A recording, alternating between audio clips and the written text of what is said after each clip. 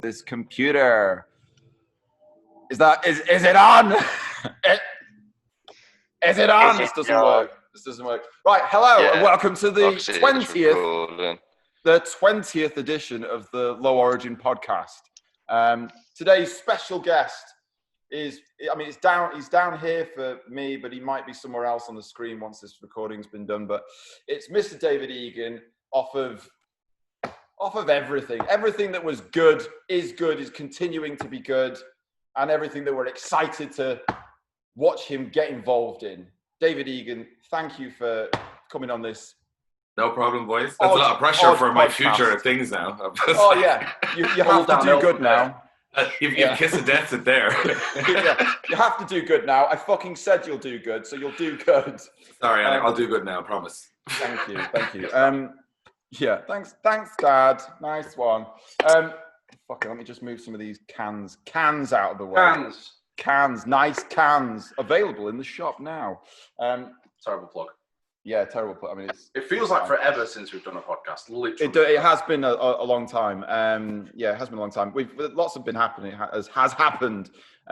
Mainly, Danny and Dan have done some actual drifting, but also I moved house, so I'm extremely disorganized. So nothing happens when I'm disorganized, which is all the time. And Saule done a poo. I did. Done a few. Some. And it's at least an hour every time that happens. So some money. Some poos happened. Well, I'm at the unit doing loads and loads of work, as you can see. Saule's very busy at home in his living room. Daniel Joyce is, in my car. I think it is in his S15. Danny Wyman is in his office. David Egan, you're behind a white background. You could literally be anywhere in the entire universe. Where are you today? I'm in my house in the only room that has good internet and light. Good internet and light. So there are rooms that have better internet and. Yes, welcome to Ireland. Yes. Danny's in the other room. Danny and his 56k modem. Definitely in the other room. So you're saying that? Do you have a router that's just not very good? Yeah, basically, my house says I get 200 meg of internet, and then which sounds ridiculous. And then sometimes just can't stream things. And then I have, at most times, like really good internet, no phone reception whatsoever in my house. Not at all. But I have 200 meg internet. So it's really bizarre. So every time I leave the house, my phone explodes with like 72 missed calls every day. So this is like over lockdown and all that. I've realized that this particular spot is like well lit and the internet seems to be stable. So that's why I'm here. It's certainly well lit. That kind of, you just leave your phone in one room and then leave it on loud. No, absolutely not. Just leave it in another room so no one can get in contact with you and you just like, better than that. Airplane mode. True. Good point. But yeah. What a podcast. Brilliant. Fuck you, man. We can wrap it up there, guys. Everyone got what they wanted. We're done now. Let's go. Products.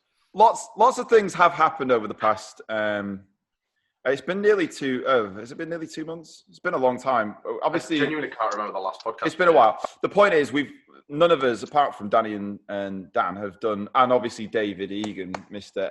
Drifting Today, obviously. None of us have really. I say none of us. That just basically leaves me and Saule. But the general drifting community haven't really done a great deal of drifting, unless it's something that you're either invited to or that you're doing yourself. There's not a great deal of days available to go and do a drift. I don't know what it's like in Ireland. Has anything really opened up for drift days recently? Well, Dave is the drift day, isn't he? Yes. Today was our first drift day. But was it an open drift day? Was it like available for? Yeah, it was an open drift day with no spectators and limited cars, with 60 cars. So it was like us easing back into doing they've done some car track days. We were just easing back into like kind of drift day work. Will everybody play ball and not be morons? And it all worked out really smooth. So it was a really positive day. It was a very strange day because you're normally in Ireland, there's actually quite a lot of spectators at a practice day or an open day. And it was just kind of bizarre that it was just the drivers there today. It was almost like being on the grid for qualifying. You know, like it's just everyone's there drifting. There's nobody else with them. But it was really fun. It was a fun day. It was just a different, like you missed the people there and the kind of buzz, but everyone had a good day. Lots of track time. James Dean was there testing his car, and Josh was there testing his car. That looks like your cars. And then we weren't going to say it. And the worst thing is, another guy turned up today in an MX-5 supercharged, exactly the same, yellow to purple as well. So we were like, okay, this is getting ridiculous now. But so yeah, there's a lot of it was all the way for. There's actually some really cool cars there that people had like so much time during lockdown to make their car look really well, and they had no other time to do anything with it, just make it look nice. So there was never so many canards and splitters and like and like liveries littered everywhere. First corner, littered everywhere. There was so much plastic on the ground. It was like a mess, but it was a good fun day. We had a good time. That's good to hear. I mean, I've not really. Apart from the Lyddon Day, was it yesterday or Saturday? That wasn't. I mean, I didn't see that announced anywhere. I may have missed it, but apart from that, there's not a great deal else going on in the UK. I'm sure someone in the comments will point out that there is loads going on, and I'm just fucking. Well, you've got Teesside Weekender coming up, which I believe is next weekend, Dan, because Jamie's doing it. Yeah, she is indeed. Next weekend. I wanted to do it, but then she turned around and says no because I pre-booked your trailer. She bought her ticket first, so therefore my trailer is no longer available, and there we go. It's saving me money though, because I'm a BDC Pro driver now, and I need money. Yeah. Oh well. Yeah. That's and now that I'm a BDC Pro driver, as soon as they said it was okay, I don't have to practice anymore. I just do the rounds and that's it. And then I wonder why I suck. The rounds are the practice. Yeah, that's it. Yeah, exactly that. And then I'll get angry on the internet because I didn't qualify. Yeah. And then you'll storm up to the top of the tower at the judging tower, and you'll tell them how to drift. Yeah, I will. I'll tell them how terrible their judging skills were and how on point my driving was. And didn't you see that sick wicked entry? Fuck the line, but it was a sick wicked entry. Mr. David Egan, you completely mistimed the taking over of the BDC. You completely missed Mito's return to drifting. I mean, that would have been... I'd be glad. That would have been incredible. Could you imagine Mito storming up to the tower and explaining about his 3-something motion shit? Yeah, and Crocs how... flying everywhere. There would be. What, is it called 3 motion drift? Explaining the detail of 3 motion drift and how you don't know what you're talking about. Because you weren't there, man. You weren't in Japan. You're not on a B-knuckle. You didn't know. We really like seen Mito. Things, man. He's a good guy. We really like Mito. I can't wait till he paints that fucking Lambo dick skin peach and then puts B-knuckle on it. Yeah. That Lambo's getting an arsehole on the bonnet, isn't it? It's getting an arsehole on the bonnet. It's got an arsehole in the car, so I mean... no, all jokes aside, Mito did win a Lamborghini, and it's like just when you think 2020 couldn't get any more weird, Mito wins a Lamborghini Huracan. That's you know what? It's funny because... a funny story about this is actually something relative to me because I won a car during lockdown as well. Oh shit! You did? What? Yeah, I won a car. Yeah, you won an 86. I won an A86. So, that's infinitely better than a fucking Lambo. Wait there, Alex. Are you telling me more in a couple of years? Yeah. Alex, are you telling me you don't watch the Drift Games vlogs and you've just got Dave on here for no reason? I was disgusted by the fact that I realised we're not even subscribed to Drift Game vlogs, and I was like, "What the fuck?" Like, I need to sign out of my own account and sign in.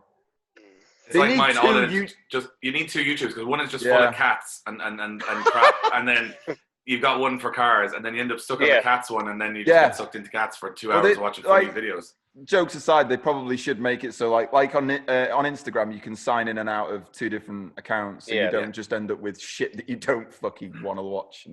But anyway, won an A86. I entered in 1 week. I entered only like 2 raffles because this is a big thing at the moment. Everyone was bored and everyone was doing it. In Ireland, there's a company in the north of Ireland who are doing like 5 cars a day or something. It's crazy. They sold out a Lamborghini Gallardo in 25 minutes. They sold it out, and then another company had the A86. So I entered both, and I won the A86, which is, as I said, Lamborghini was there, and everyone was like, "Can you imagine winning the Lamborghini?" And we were talking about, but like, what a ridiculous thing to win. I mean, at least you can comprehend an 86 or an S14 or something, but a Lamborghini, just like that, you had no intention of having. It must be insane for him to just go, well, there's something you just could never afford, happens, and you're like, and then you have that horrible thing, I would imagine, where you go, I could sell it, that's the right thing to do, that I have money, or I will never afford this again for the rest of my life. So do I keep it as like a, so it's very difficult, I imagine, as a decision. You get that little buffer to cash that they give you.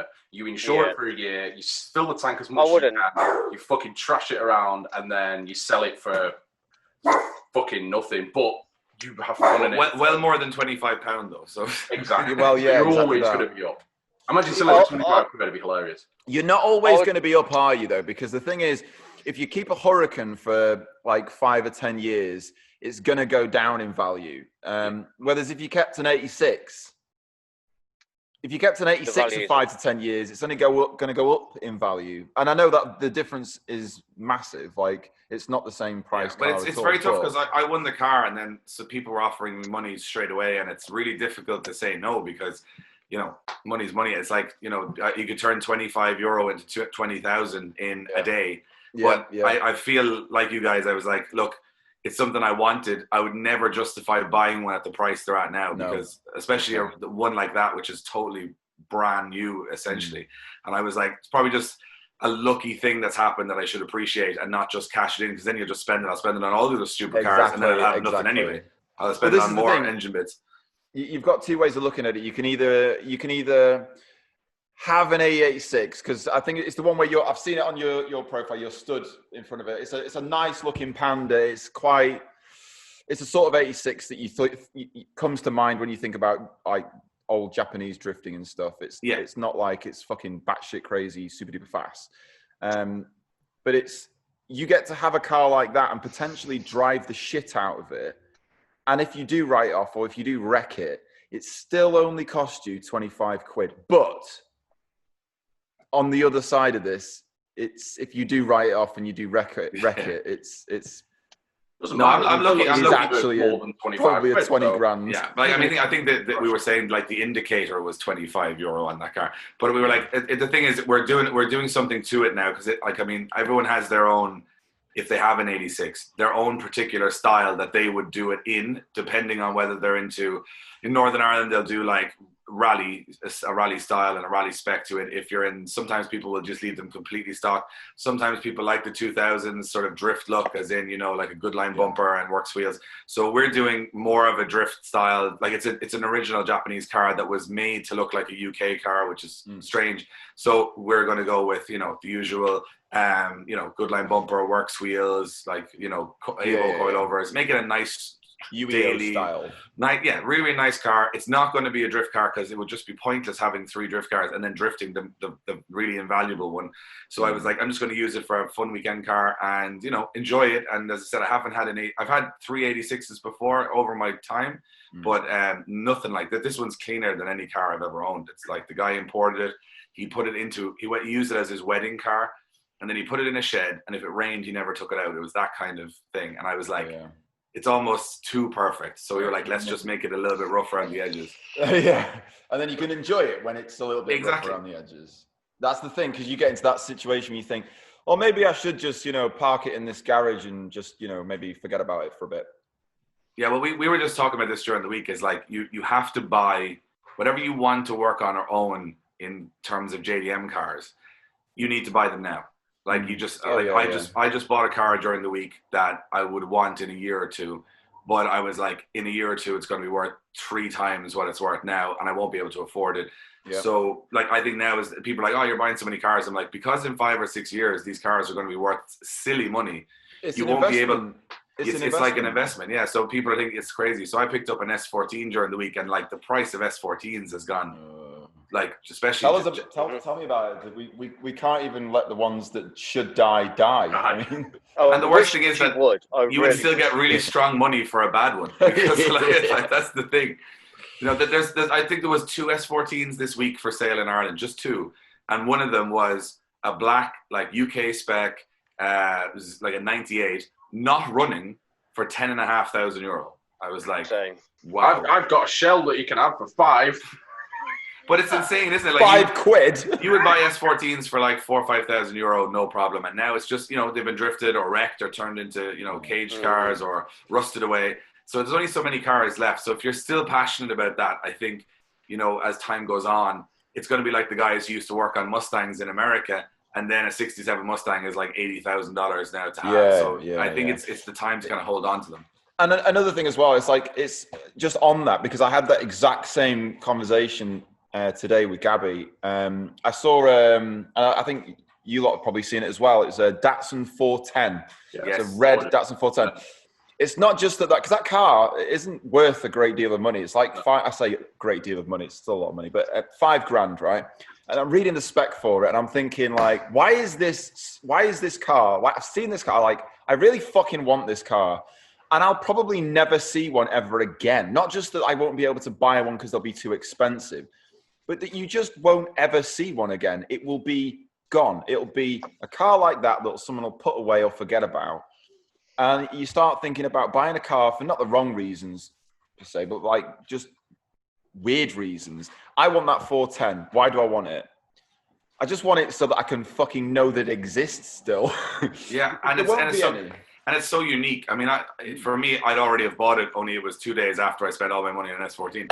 But I was looking at that today, going €4,500 for the most unusual car. That even if you did nothing with it, you just go, yeah, got a Datsun 410. You go, what's that? And you nearly go, well, let me tell you. Well, do you know what? I remember when I think we were sat in a briefing, and it was before people had come in, and you were talking about cars that you previously owned, and you showed me a picture of a Corolla. And bear in mind, I'm pretty confident I'd seen every single Corolla. It was an old black Corolla that you owned, and I'd never seen, didn't even know it existed. I've had a lot of JDM cars, and it's like this stage. It's a long time ago. Yeah, I've had a lot of different. That's the thing. It's like a lot of what I'm associated with is like professional competitive drifting, which again is quite different than the street side of it, or the sort of even the hobby of just owning JDM cars. But I've had I would say probably 40 or 50 of different types of Japanese cars. I'm not super passionate about one particular style or car, but I like just kind of owning one, enjoying it for a while. Yeah, I know what that's about. I'll move on. And I've had some really shitty ones as well. But I was like, I kind of went through all these different stages. And I kind of get to a point now where I'm like, I know the cars I like. And then I got really panicked where I was like, I'm not going to be able to buy any of these again because they're too expensive. So I was trying to memories. Yeah, so I was like, I don't want to be like, in my 40s going, I used to have really nice cars. So I said, okay, I'm going to buy a few now, even if it puts me a little bit in debt, so that at least I can, make the excuse that it's content. But realistically, I'm like, it's more for me to say, in 5 or 10 years, I could still have this car. It's not going to lose money. It's not going to, it's going to be worth something. And I can have a lot of fun with it in the meantime. Yeah. So it's like, it seems like, and this is at least what I explained to my girlfriend, who's like, you just bought another car. Okay. It's an investment. It's an investment. It's safer than the bank. It fucking is. I mean, look at it at the moment. Like my dad got a fucking not an ISA, an investment, something. I don't fucking know. I should have paid more attention. Got some sort of savings. You were too busy laughing at him when he was telling you about it. for my daughter, and straight away, within a couple of fucking weeks, it was worth half of what it was. And he put $5,000 in, and he rang me. He was like, "We've got some bad news, Alex, but it's fine. I'm sure it'll work itself out." That investment thing that I sorted out, it's like half of what it was. Yeah. And I was like, "Fuck! You should have bought a fucking S14, a scrap S14." I have this image of being a financial advisor in an office in a suit, and someone's like, "Where should I put my money?" 86 Corollas. 86 Corollas. That's what. Or you've got about 3 years to buy all the S15s, because as soon as they go into America legally, it's game over. No one's owning one again. Same with the old Evos as well. Danny Wyman just messaged saying his internet is absolutely fucked. He can't hear a thing and shit. So. Bye, Danny Wyman. Bye, Danny. Bye, Danny. Get a 4G come back from France soon. Yeah, the internet in France not so good. Not so good. That was German, not French. But yeah, anyway, cars. Yeah, let's not immediately go to competitive drifting and all that jazz. What do you want to talk about, Alex? What would you like to talk about? What would you like to talk about? So when cars do become like the S15, do become available to drive in America, when are you selling your S15, Dan? No one will buy this if you looked underneath it. Well, I mean, they can't look underneath it from America. No, Yeah. I wouldn't. There's no point. I thought about selling the 15 and building another PS, but the amount of money then I'd buy a PS13 and I'm like, well, this is terrible. It needs this, that, and the other. And by the time I've got it to where I want it to be, I'm more into money-wise. I'm more into the PS than I was for the 15. So it's pointless. I'll just keep using this until it's absolutely dangerous to drive and just can't be repaired, and then throw it in the bin. So just about 3 years sooner than Alex's car got to. Yeah, basically. Yeah. No. But you see, I actually do maintenance on my motor vehicles, and I look at what's broken. I'm agreeing because I'm also terrible at that as well. But now, having a decent engine, I'm going to have to be. Get better. Do good. Yes, do good, me. but Alex, it took you 10 years to get to this point. Right. Hang fire. No, right? it's not fucking hang fire. Maybe It took you 10 years of ignoring shit. Even Dave sponsored your vehicle for a year of BDC, and then when he seen it in real life, he's like, well, that was a terrible idea, wasn't it? Look how shit that is. Right, well, that's not the case. That's how it went down. I read it in the Bible. So bad it jumps up curves in KFC. Oh yeah, it did. Good content. Right, the problem, it was real good content. The problem was, right, I feel like the car never got a chance to just be a car because it was that terrible. No, I bought the S14 specifically to compete in the BDC, right? Because I have the 300, which this laptop is currently perched on top of. It's a real good laptop stand right now. And the 14 was something that I was committed to smashing up, basically, because at the time it was relatively cheap. And then time just gets away with itself. And before you know it, you're like 2 years, 3 years deep doing the BDC. The problems that you had have just been like covered over with like sticking plasters, like terrible sticking plasters. And because there's just so many of them, and because you very rarely ever get it on a ramp. I mean, that was the best thing, getting this fucking 2-poster ramp. The problems can't hide anymore. I can see the problems. They're just there. Oh, look at that problem there. Fucking awful problem. But it like doing what I was doing at the time, it was always going to end up bits being forgotten and neglected. And 10 years later, this was a long time coming, and I do kind of wish I'd done it sooner. But if I had have done it sooner, then I would have ended up. I mean, look, we're in fucking, what is it? July. We're on July the 12th, and all right, thanks to coronavirus,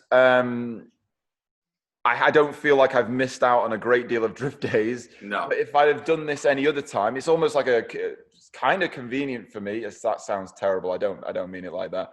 But this is the first year in like 10 years that I've basically had off of either competitive drifting or just drifting generally. And I don't want to say luckily, but well, this is the longest you've gone without having a fire as well. Yes, this is the longest. This is the longest I've not had a fire for, and it's the longest I've not driven for. Yeah. hopefully, end of all fires. Talking of fires, my car went on fire today at the park of the day. Which one? The Mustang. Practice car or the cop car? The Mustang of all cars. Oh, the Mustang. Oh, that's okay. That can. Yeah. Yeah. It was on fire a bit, and then fire a bit. And I did a full lap of the track with 8-foot flames coming from behind the car. Had no idea the car was on fire, and went to queue up again on fire. And then all these people were running with fire extinguishers, and I was like, oh, that sucks. Someone's just waited 4 months to go drifting, and they're on fire. And then quickly realized that I was on fire. Yeah. But it was fun. We had a fun day. And then James Dean drove my car, which made me feel bad about life. So we won't talk about that. Did he drive really, really well? Of course he did. He did that classic, like, Just got in it and you just guys drove how it does it like drive? it was How does it feel? And I'm kind of saying, it's a bit like different than like blah blah blah blah blah. You just have to take it easy for the first lap or two, and then you'll get a feel for it. I literally 2.7 seconds later, he was top of third gear, full on angle, about a quarter of an inch from an IS 200, and I was like, okay. We're doing this. just never driven it before. Puts down a 99.9 run just out of nowhere. And a car he's never driven. Because everyone was like, I was always like, I don't know if it's the car or is it me. So now actually I do know it's just me. So it's fine. Yeah, see, that's why you could never give him keys realistically, because then the car's capable. It's just like, okay, it's just me. I'm terrible. And it's nice to have some excuses in the bank to go, it would be so much better if I did this and this and this. And then he'll just drive, a shopping trolley around the place. And you're like, all right. It's definitely not the car anyway, and that excuse goes out the window. That's the thing with my car. It's always been great, because anyone who ever drove my car would always hand me the keys back and go,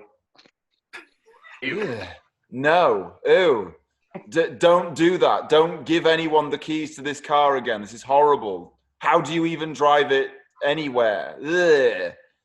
I felt I would have been happier if James Dean had said that to me, because then at least I could go, well, we're both in the same boat. We're both struggling with the car. But he went out and was like, yeah, it's no problem. And then just came in and did that casual, see you now. And just like, all right. All right, cool. Thanks. Brilliant. Next. Oh, man. Yeah, it was fun. It was fun to watch. It's bizarre watching your own car be driven far beyond your own capabilities at times. So it was pretty fun to watch. But yeah, no, we had a small fire. So I feel your pain, Alex. And it was a little bit of a fire, but we got to put out anyway. But so people saw you fire, came over to you. I have some spectacular photos and videos and vlogs of me actually on good fire. Content. And then in the car saying like casually, like, oh, everything seems to be working fine, everything's going good. As pandemonium is breaking out, like there's trucks going with extinguishers, and then I'm sitting in the car going, I wonder what the holdup is. Someone must be on fire, and then all you see is a massive cloud of white powder everywhere. Excellent. Yeah. So if nothing else, the Mustang is a humorous car in many ways. That's pretty a good producer of content. That's all. Always fun. I want to talk about that S13 for 1 second, because I really like it. I like the look of it. I like the way it moves. I like every bit of it. Can you just briefly talk through what that car is and why it looks and goes good? The competition one, the blue one. Yeah, no, David Egan. Yeah, that one. The blue one or the orange one? Purp to blue. Yes, purple to blue one, yeah. Purp to blue, yeah. So that car that's Pete Nielsen's old car, and that was originally built by a guy called Gavin Lenihan who competed. So that car has actually been in competition for like 10 years. So it got to a point where it's tired. It was pretty tired. So I bought that car off Pete, and it was running very poorly. And he was building a new car, and I bought it for like very small money, maybe like €7,000 as a full comp car. But the engine was tired. Then we did the classic head gasket. Then we did the head. Then we did the block, all in the space of like 2 days. So we went and built an engine for it. So that's not a stroked engine, but it's just a upgraded everything, pistons, everything, all skimmed head, all the kind of just reinforcement stuff. There's a big, and then this is the problem with me, is like I get the parts that are generally what's quite convenient to me. So one of my friends had a car he was braking, and it had like I can't remember the name. It's a US company like manifold that are really, really fancy. I can't even remember the name. Got a Doc Race manifold. Doc Racing, yeah. So he was like, this massive turbo. And I was like, oh, I'll take the manifold. He's like, well, it'll be more convenient if you took both of them because they all fit. And I was like, oh, super. So I put them all on the car, and it sounded amazing, but it was the laggiest car ever in the world. So in the end, obviously the cage didn't pass regulations. The car was tired. We had to refab the whole car, repaint the whole car. So basically, I think only the roof skin is from when Peden had it at this stage, bar some of the bits of the shell. So we rebuilt the whole car, competed in it last year. And even though I have that and the Mustang, it's just they're just so much more fun. Fun is it's not probably not the right word. The right word is it's so much more capable and predictable, and you can have more predictability is fun to me because you don't want to go into you can do a lot more twinning, a lot more close action because you're very comfortable where you are in it.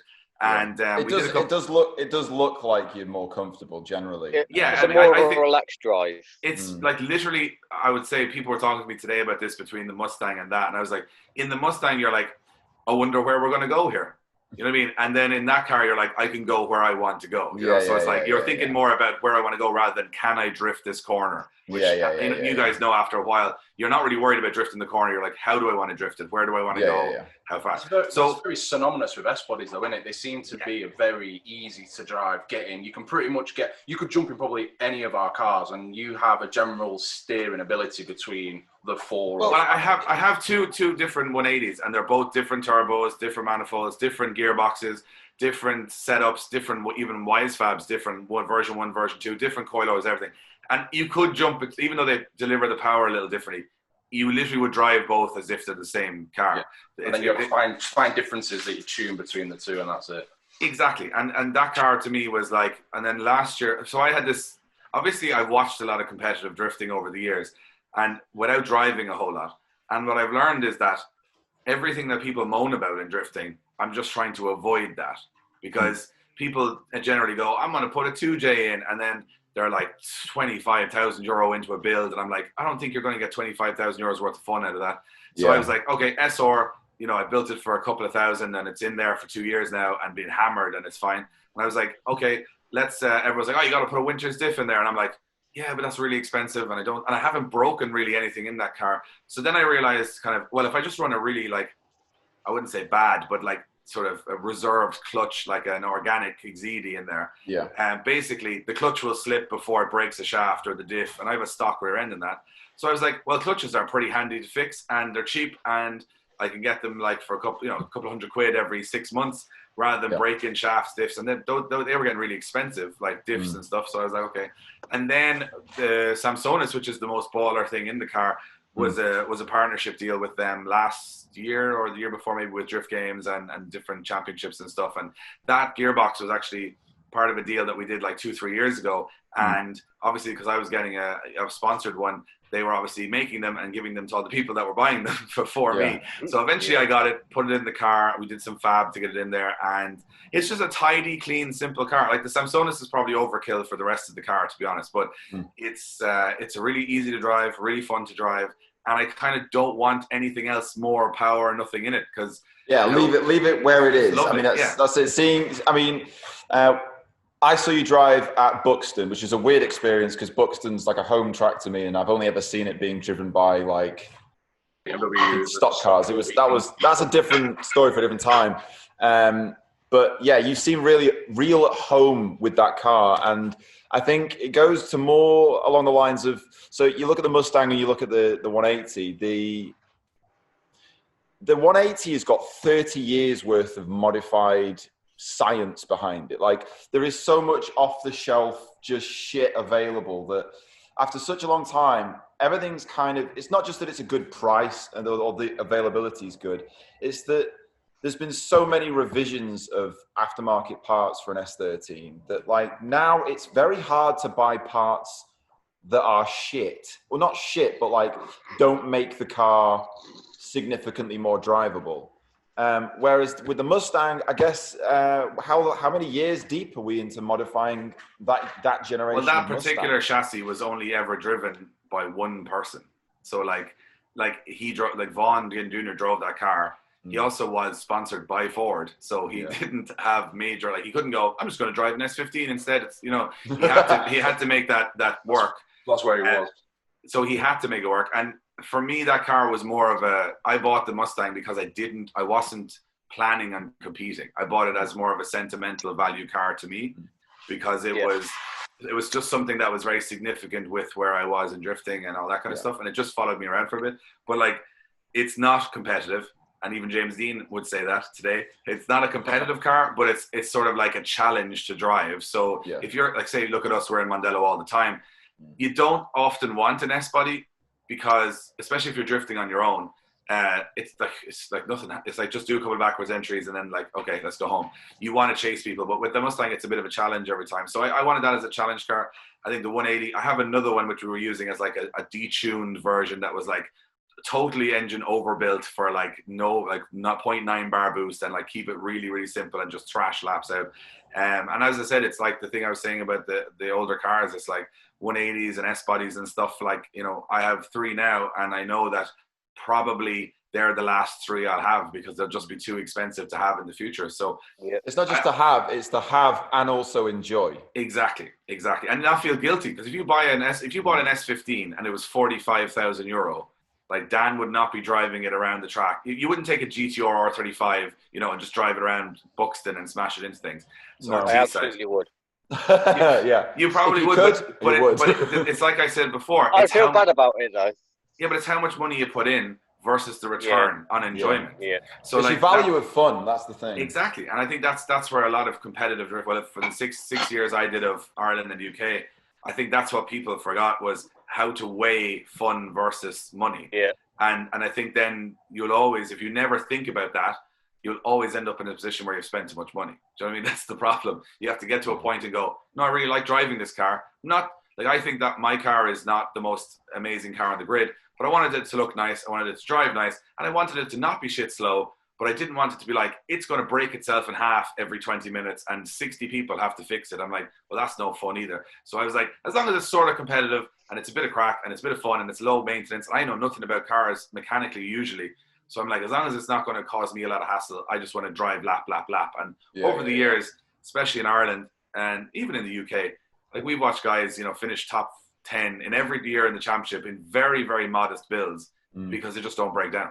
Yeah. Like that's literally a massive advantage. So I felt that was a more fun route for me. I could easily go and I could have built one mega car, but I just don't. It's not really my style, No, it has always been kind of weird. Like you look at, I remember, when it would be 2014, probably the last time I saw Nakamura drive the S13 or the PS13, and it was against Daigo Saito in the 1,000 brake horsepower JZX 100. And I remember watching the runs and just thinking, wow, that's fucking incredible. And then you look at the spec of that PS and it was just fucking nothing. It was like stock this and that, a 4.6 out of a fucking some random Nissan Sarah and a fucking just an SR20 that was sort of 400 brake horse. It might have seen B-knuckle, man. Yeah, B-knuckle, like fuck all. And then you look at that and you think, fucking hell, what am I chasing? Like, what is anyone chasing? But if you can afford it, I mean, I will say, and this is I have a 900 horsepower car, and it is far more terrifying than any S-body to drive. Yeah, so, if you want that experience of, every lap I did today, I was like, I'm still alive. I'm still okay. We're still on the track. I don't get that feeling from the S-bodies because I know I'm going to get around the corner. I know it's not going to try and just fire itself off in different directions. So I think it's down to if you can afford, to have a very expensive car and that's what you're into. There's nothing wrong with that. But what you should never do is stretch for an expensive car because they just come with an expensive price tag of everything that breaks. And then you end up with your car in your shed for 8 months of the year most of the time. So I think it's like a balance of, as I say, a car should reflect your person and your personality and your income. It shouldn't just be the same for everybody that they need the same thing. I think in drifting, especially competitive, everyone was like, well, I have to get a Samsonite, I have to get a 2J, I have to get a Winchester. I'm like, how can all of it, I can't afford this stuff, a lot of the time, even half as expensive. And I'm going, where are these people getting this money to go? And how could they justify how much enjoyment that's giving them? I said, it's a lot of money. I'm right in saying there's two Mustangs now, isn't there? One in the BDC and one in Drift Cup. Currently, a yellow and there's one in Drift Cup. And there's one in Drift Cup, blue and black, I think it is. No, there's a yellow and black one. Is that the one in Drift Cup? Sorry, I'm And that yellow and black one, it looks like it's a much better car than I have. Because it's like the newer shape, and they have independent rear suspension, which is and that would be amazing compared to a live axle. For me, being working at Jap Speed when Drift Cup was first being, drummed up by the powers that be. It was going Ali. It was dreamt up by fucking Ali. And then it just got sort of turned into something else. It was going to be virtually street cars, tire size limits, power limits, and it was going to become almost like what all of us could enter way back when. We were all thinking, well, we've all got these spec cars. We've all pretty much run around on 225 40s. We could always get a little bit more grip by going up to a 235, which was going to be the max. But very quickly that got canned off, and they were basically just mini BDC cars and a lot of them were, some people were competing in BDC cars that had been borrowed back down to people in Drift Cup, so they could essentially be shoehorned up the order to become BDC drivers. I swear to fuck, if someone took semi-slick tyres off me, I'd quit because I like going fast. Yeah, but I swear to fuck. But like 2 years ago, 2 or 3 years ago, saying we wouldn't have said that. We would have said budgets. Oh boy. I blame David Egan because if he hadn't have given us those fucking Achilles 1, 2, 3 S's, I wouldn't have had a fucking clue. I'd have just been stuck with Sunnies. But at the same time, we did an experiment last year, like because we were I was getting towards the end of running, like or let's say my interest and enthusiasm for running drift competitions in Ireland and UK, and I was like last year when we did the drift games, Extreme and Nationals, the 2 championships in Ireland, I was like, I've always wondered. Like I just said, I can experiment with this year, and either way, I'm not going to be doing it sort of at the end of this year, so it doesn't really matter. At least for my own sense, I'll know. And we put everybody in what we would like the equivalent of Drift Cup, say the Pro-Am. Oh yeah, you did the Nationals. We did the Nationals, and it was all up to 265, but it was all what we would call road pattern tires. So like as in no performance tires, no semi-slicks, nothing. Anything marked, basically. Basically just crap, like, 60 quid tires. And then we were like, okay, we did this in the championship before. And then guys started buying like €300 a set, like Pirellis. And I was like, this is the P0s. Yeah, and I was like, oh my God, right. Yeah. So then last year I was like, well, we have to stop this. So we did like a control tire from Westlake, which was like a 50 quid tire. And we were like, let's put everyone on that. And everyone went as usual ape shit, like, oh, it's a cartel, and we, I get my tires for $49.97, so I'm spending more money. And I was like, okay, we did the championship, and it really worked because, from my perspective, it was much closer. Everyone was much happier, and everyone was cheaper. We had like no diffs, no shafts, everything was just no downtime, and it was a brilliant championship, and it was won, like we were saying, it was won in the last run of the last battle of the last day. And I was like, it just was a perfect little championship. And we didn't live stream it, so nobody could criticize anything that was going on. So I was like, it was like a really fun vibe. And I was like, maybe that's, so then when Eddie Power is doing Irish Drift Series, because of COVID and because obviously everything's a nightmare, he's just doing three rounds on, and all the classes are together and it's on road tires. So that's what me and Josh will be competing in. But it's like maybe semi-slicks at a European level or a Formula Drift level, sure, or a practice day level. But in competition, it's not for the best guys. It's for the guys that don't have the budget. That it balances everyone off, and I think it actually just makes a better watch. To be honest, because we had 700 horsepower cars getting pushed around by 3 to 8 BMWs, and the guy in the 700 horsepower car still can drive, still can win. It's not the end of the world. But it was just about evening it off. And then I think, I was experimenting with it. Eddie's experimenting with it this year. So I don't think the formula is there yet all across it. But it is nice to see, and I said that's the thing with Drift Cup. If you end up with 800 horsepower cars on, Velinos, it's impossible for someone to shine against those cars to a certain extent because they can't catch them. And if you can't catch them, you can't look good. Like, that's just the way it is. It's not a... That's the problem. It's like... It's leveling the playing field. But on the flip side of that is... when you're the guy on Velinos with 700 horsepower and you're chasing in that 3 to 8 BMW, you're just going to straighten. You're not going to do it. True. It's not. It's very tough to do because a lot of people do get lost in the build and start getting crazy. Like, especially with COVID as well. Like, everyone's been locked down. Everyone's coming out with 600-700 horsepower cars now, and they're just doing practice day. I mean, I'm guilty of it by building my SR like the way we did. I got well carried away. I didn't need to push over 500 horsepower. Didn't need to. Just wanted to, and it was dumb. And now I cry every time I break it. Yeah, but it's fine now. It's fine. That's fine. Yeah. No. I've literally parked it up from T-side and not touched it because if I start that's the way to be. Break. It's success. It's just it can't break. Oh no, that's a lie. I changed the wastegate. I did change the wastegate. It's probably a good thing. I think the good thing is that you build the car you want to build or you can afford, and you do whatever you want with it. I think tire rules are quite. I think they're acceptable at a lower level because you want to encourage people. As I said, I've seen in BDC, for example, and over the years, the likes of Matt Walker or these guys who just like have cars that they spend like what looks like £100 a year on, and they can still beat everybody in 600 and 700 horsepower cars.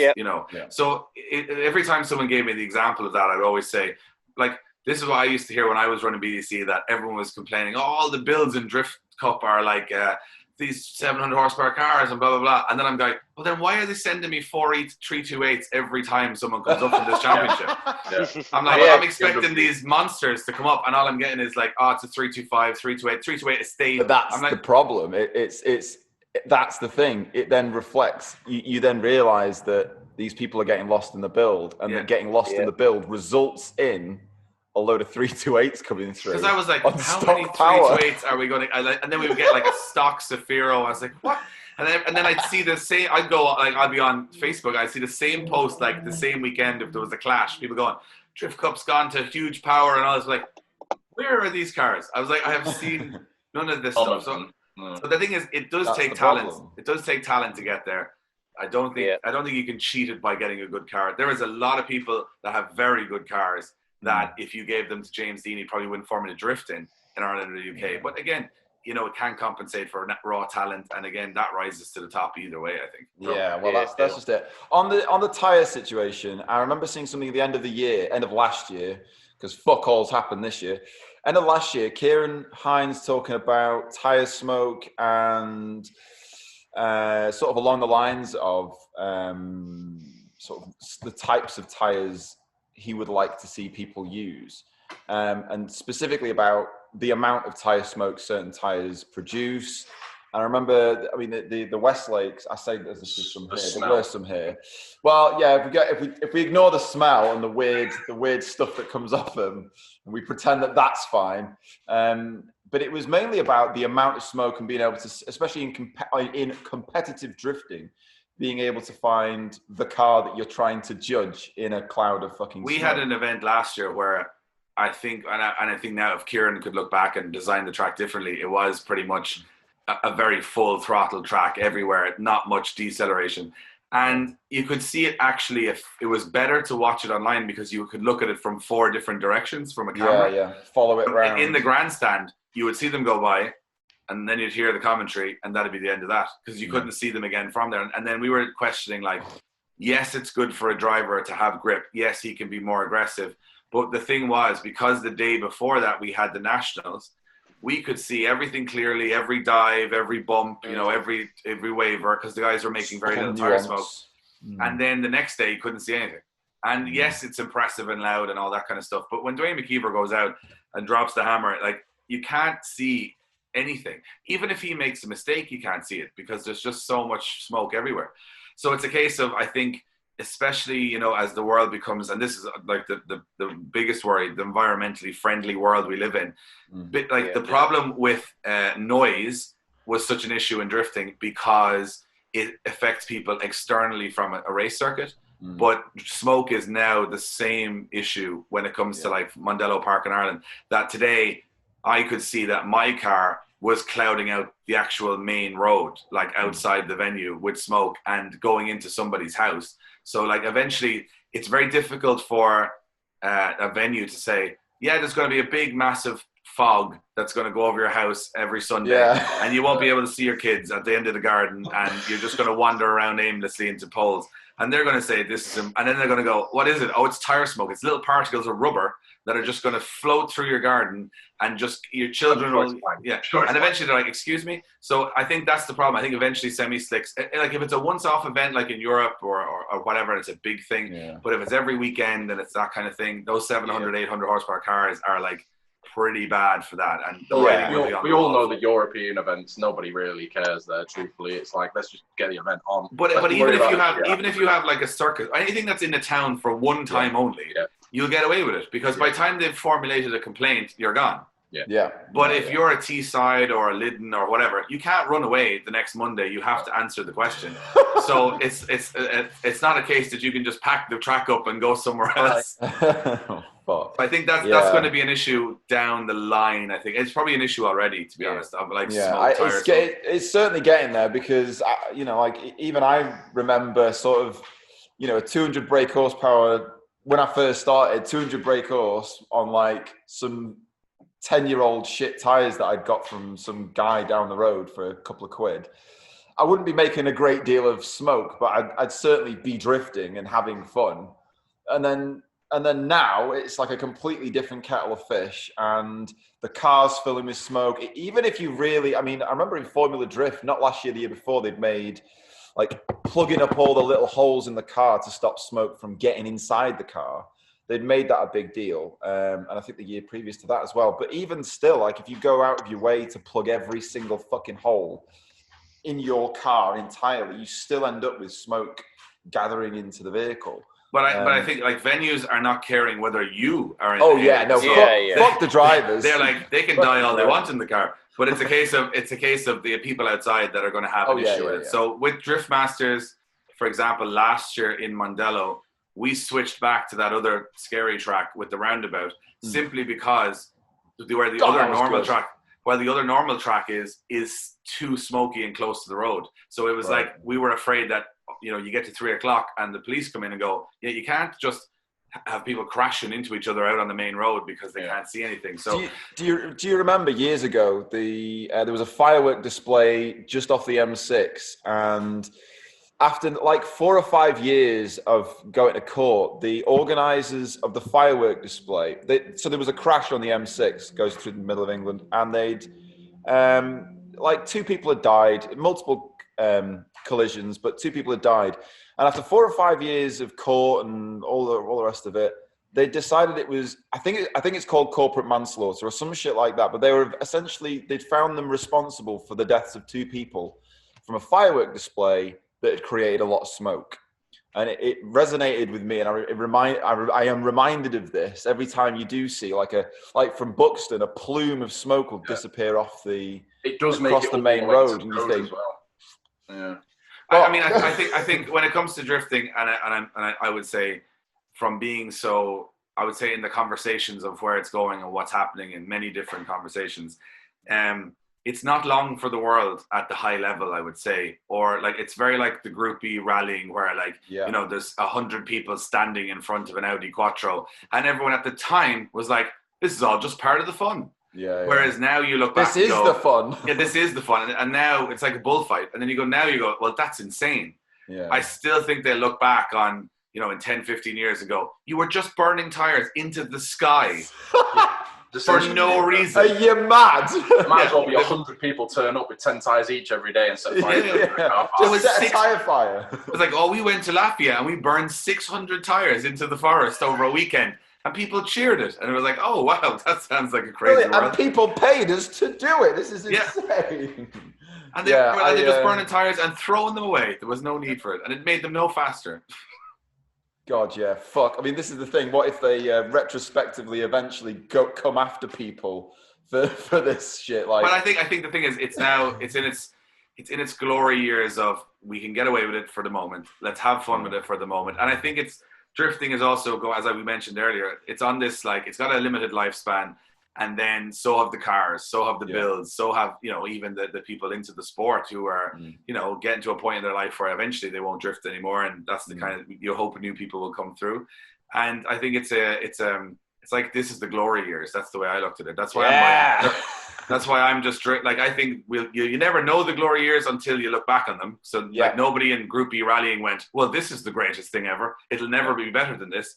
They had no idea. Yeah. So I think that's where you got it. And that's why I decided, you know, running all these championships, I just want to go drive. I want to just enjoy the sport on the ground. I want to go shred some tires. I want to do all this before I've run 5,000 events and then it's all over and I never got to do any of it myself. It would be like, sort of a shame. So that was kind of the idea of getting back driving again. You've facilitated everyone else's fun, but you've missed out in the process. Yeah, and to be honest with you, driving is a lot of fun. It's the fun part of drifting. Like, running an event is not as fun as driving at it. That's the simple fact.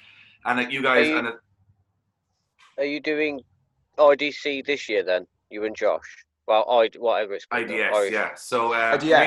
IDS, yeah. Because I read it as my dyslexic brain as IBS, which is irritable bowel syndrome. That's not the same. It could be the same thing. No, but it's Irish drifting. Me and Josh are going to do it this year. So, and it's funny because he was going to jump into Pro-Am, I was going to jump into Pro. Now it's all the one class. So me and Josh are in the same class. So we're just going to have a bit of fun with it, enjoy it, and just have a laugh. Like, I mean, we don't really care about winning. That's not really what we're in it for. We just want to have a good time. I mean, I just want to beat Josh. That's pretty much the only reason I would want to go into it. So I was like, as long as you leave our team member alone. Yeah, his low origin. It got lost in the post. Unlike that guy in Russia who he just made his own livery. He had no subtlety. He was like, he messaged us like, "Look at this, I make this. This is okay, isn't it?" Like, I don't know yet. I have to ask the internet whether this is okay. I asked the internet, and it couldn't be more divisive. People were saying, "Shut the fuck up! You don't own that livery. It's not like you paid for that livery to be designed painstakingly over 4 years, solidly by different designers. You don't own that. You just give that to anyone. Shut the fuck up, Alex, you fucking prick."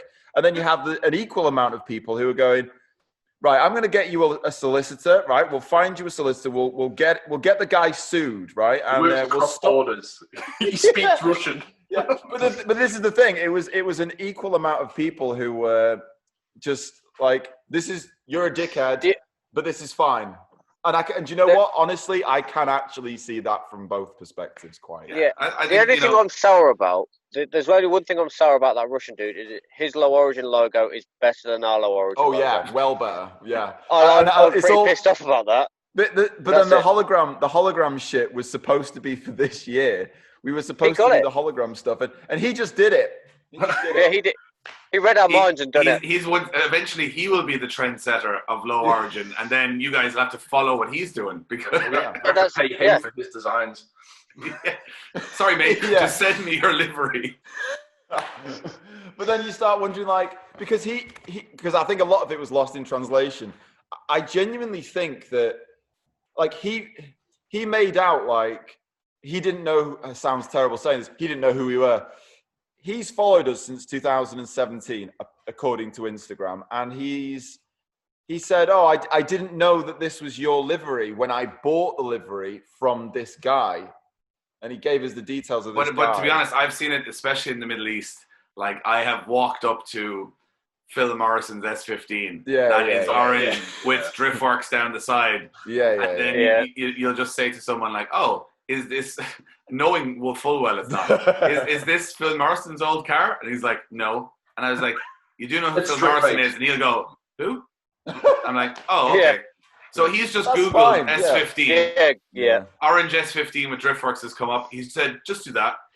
And then when you ask, he has no idea who Driftworks are as a company or who Phil Morrison is. And you're like, well, no harm done there, because he didn't even know he was impersonating somebody. Yeah. I know. You know, it is fine. It is fine. Yeah, it doesn't bother me at all. I was only sort of like, it was just weird. It was just initially very, very weird. And I didn't know whether it was normal. I don't know what I mean by normal. Of course it's normal. Now we can go to Russia and drive an A31 Sphera because he's part of our team. Yes. And imitation is the best form of flattery too. So like exactly. So it's fine. Look at Josh's MX-5. Look, I was just about to say, look at stupid Josh's MX-5, and then someone even copied him. I was like, oh my god, we've got this crazy Russian doll fucking Low Origin scenario going on. Where does this end? Where does it end? And inside all of it, we're all inside an A31 in Moscow. It's the biggest, just all in Russia. You just keep popping out S14, S15, MX-5, like a Suzuki cappuccino at the bottom. Yeah, in the boot. That was the thing that killed it so much, is that I think it's because it looks so fucking good. That's the bit. But that's the thing. Like, people imitate. People do it, or at least aim to imitate. This is my perception of your, let's say, team or brand. Like, you guys are so big on aesthetics. So like, it's basically the problem with aesthetics is it's a lot of work to have aesthetics.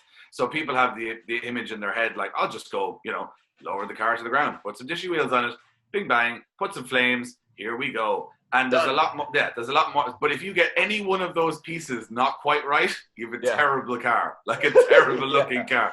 Yeah, so it's very quickly, very easily. It's a whole package. And I think that, like, obviously your cars get quite a lot of internet attention. People who are looking for inspiration, naturally, like, again, let's be honest, like, some of the stuff we do, like Josh's car, I wouldn't say in his head he immediately wanted a Low Origin car, but subconsciously he obviously had watched those colors and gone. Now, to be fair, he'd only mentioned them, like, he didn't know the car was being done yellow and purple, so he only just mentioned it as a kind of I'd probably do yellow and purple, and I went, well, That's all he said to me, and I can't ask him, so I just got to do it.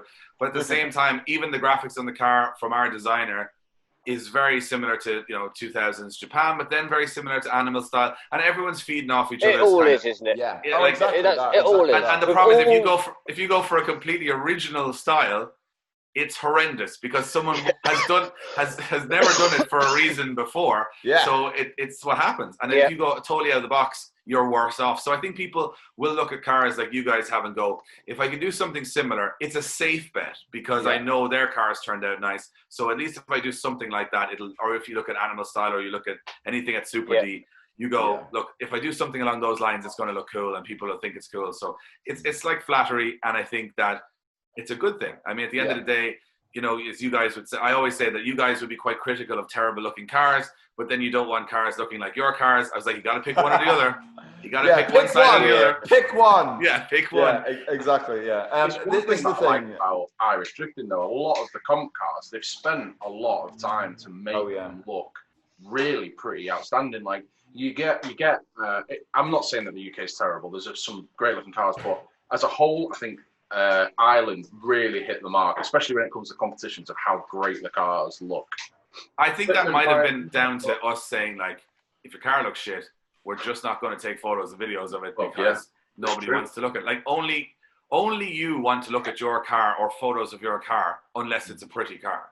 Yeah. You know what I mean? Like at the end of the day, if you have a shit car and people go, why is there no photos of me? I'm like, because nobody cares except you driving that car. And if it's a sport where, as you guys would probably be more so leaning towards 50% driving, 50% looking cool driving, it would be kind of a case of saying that a lot of people will weigh that the wrong way and say, well, I'm doing 95% driving, but nobody cares about how the car looks.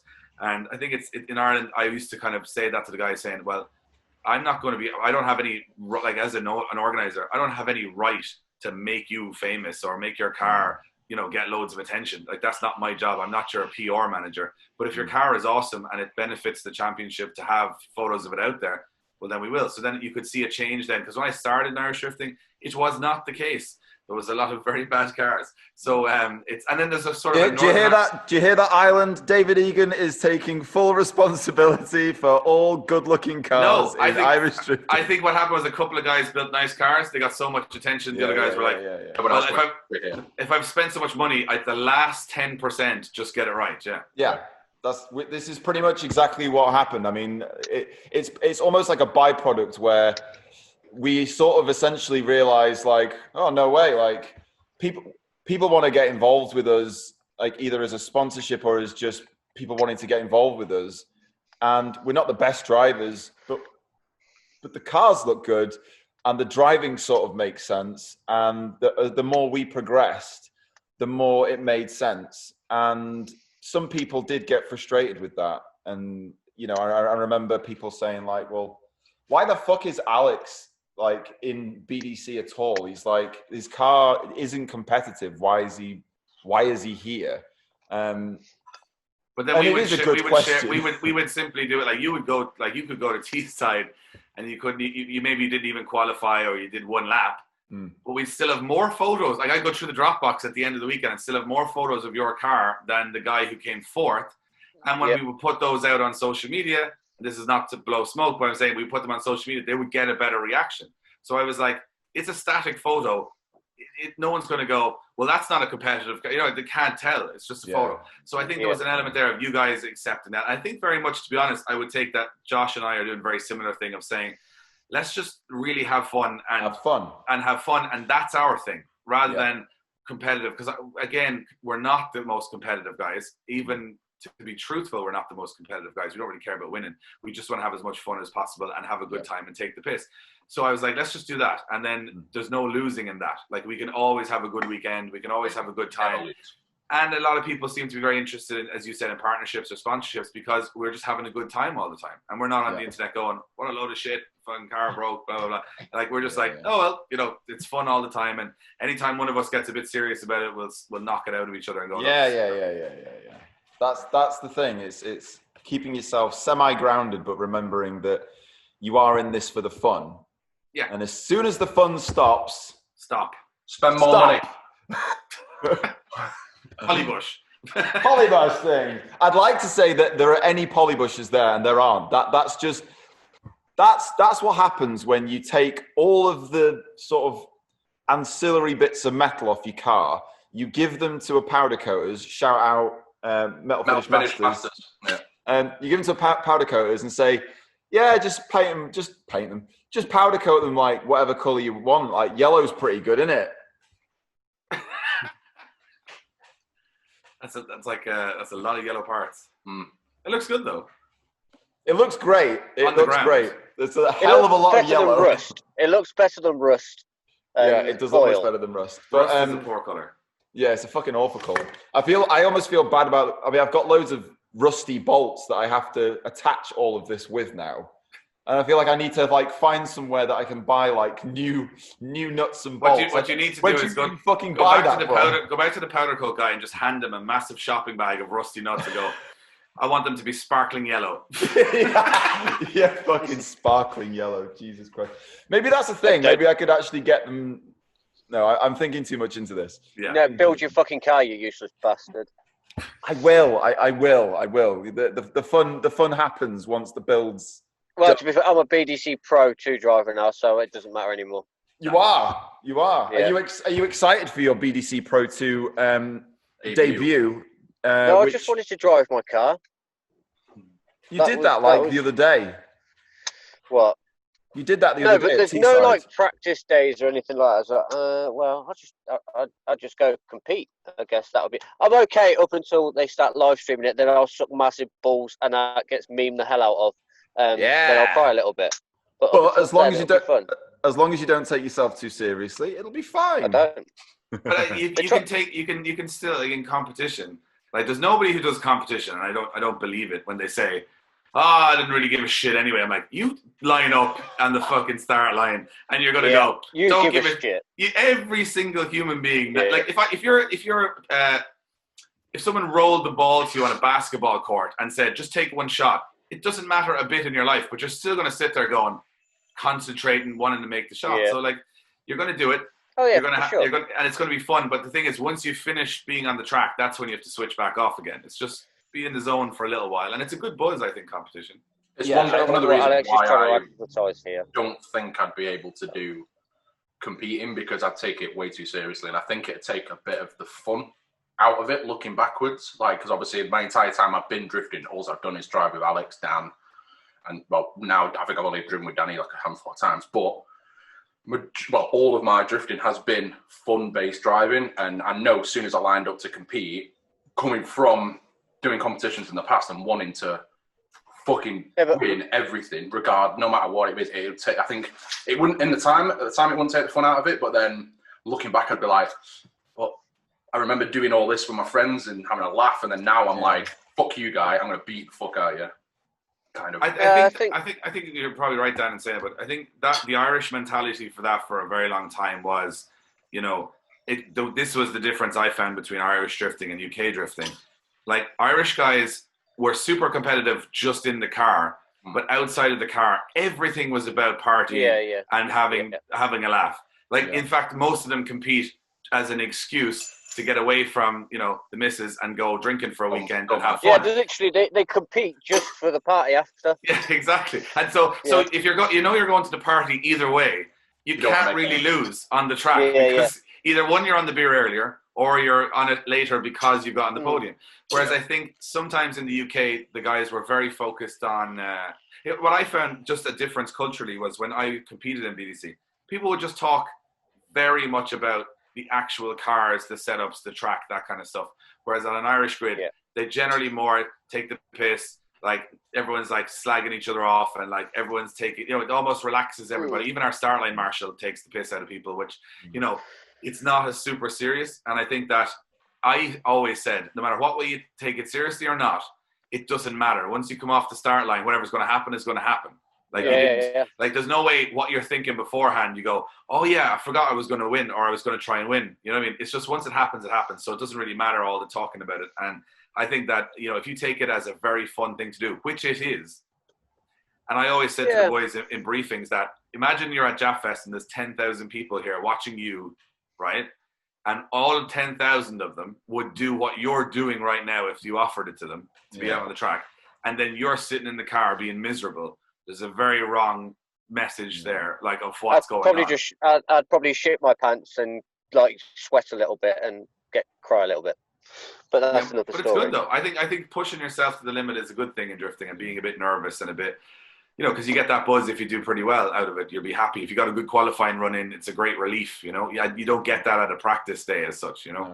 I remember the first time I did Silverstone, and I'd never even been to Silverstone. I'd seen it on like F1 and stuff, and I think a lot of that was fucking years ago. That would be like 2011, and I remember being more nervous because I was at Silverstone than I was because of anyone else or anything else that was going on. I was like, it felt like, I don't want to say hallowed ground because everyone says shit like that, but like, it just felt weird. Like you're driving around on Silverstone. Like I've seen F1 on the telly here, and like it's like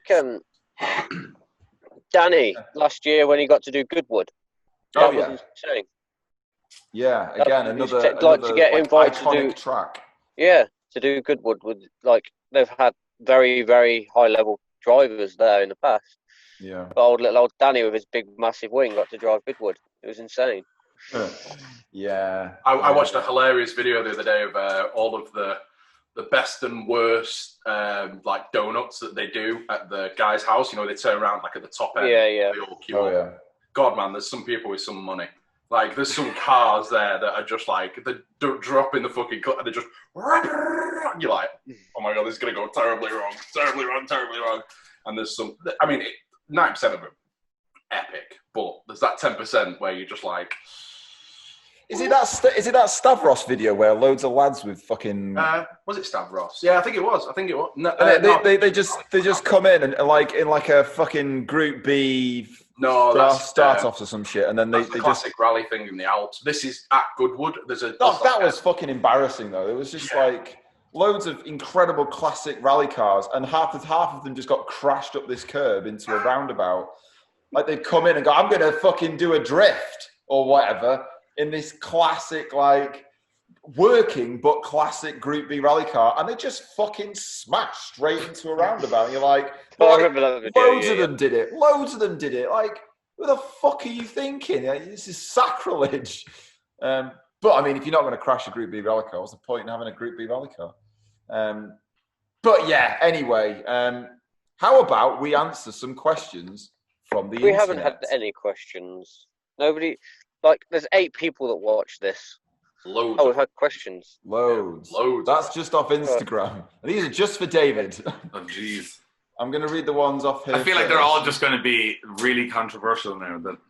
Everyone's always like...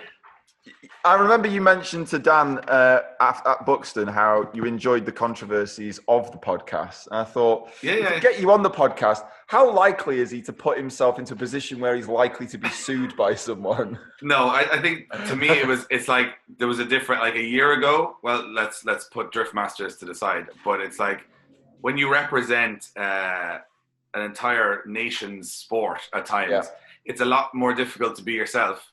Because that your opinion. When at the moment, I would say my European position is so vast that nobody knows who I am in Lithuania or whatever. So when you're there, or Latvia. So in Ireland, England, it's very personal. But at least if you're just representing yourself and your own opinions, I don't mind that too much. I'm very opinionated. But for 6 years, I had to kind of go, well, it's like the IDC letters are shouting back at something. I was like, that's not the case. So it's easier now to answer questions than it was before. Don't say that. People will get really fucking angry. I mean, it's not that bad. It's not that bad. I always like this. A lot of these are. I mean, I won't read out. There's repeat. I mean, I could read out how many people have written. How do you get a machine to do that, but in an Irish accent, over and over and over again? How many people have said that? 3 people have said that. 4 people have said that. I don't get the reference. I honestly don't. I obviously missed something. Driving up a road in Ireland, and it's someone's just done Manji's all the way up. And when he goes, "How do you get him?" I'm not going to do the accent because I'll. That's racist. Yeah, that is racist in this current climate. So But he says, anyway, how do you get a machine to do that?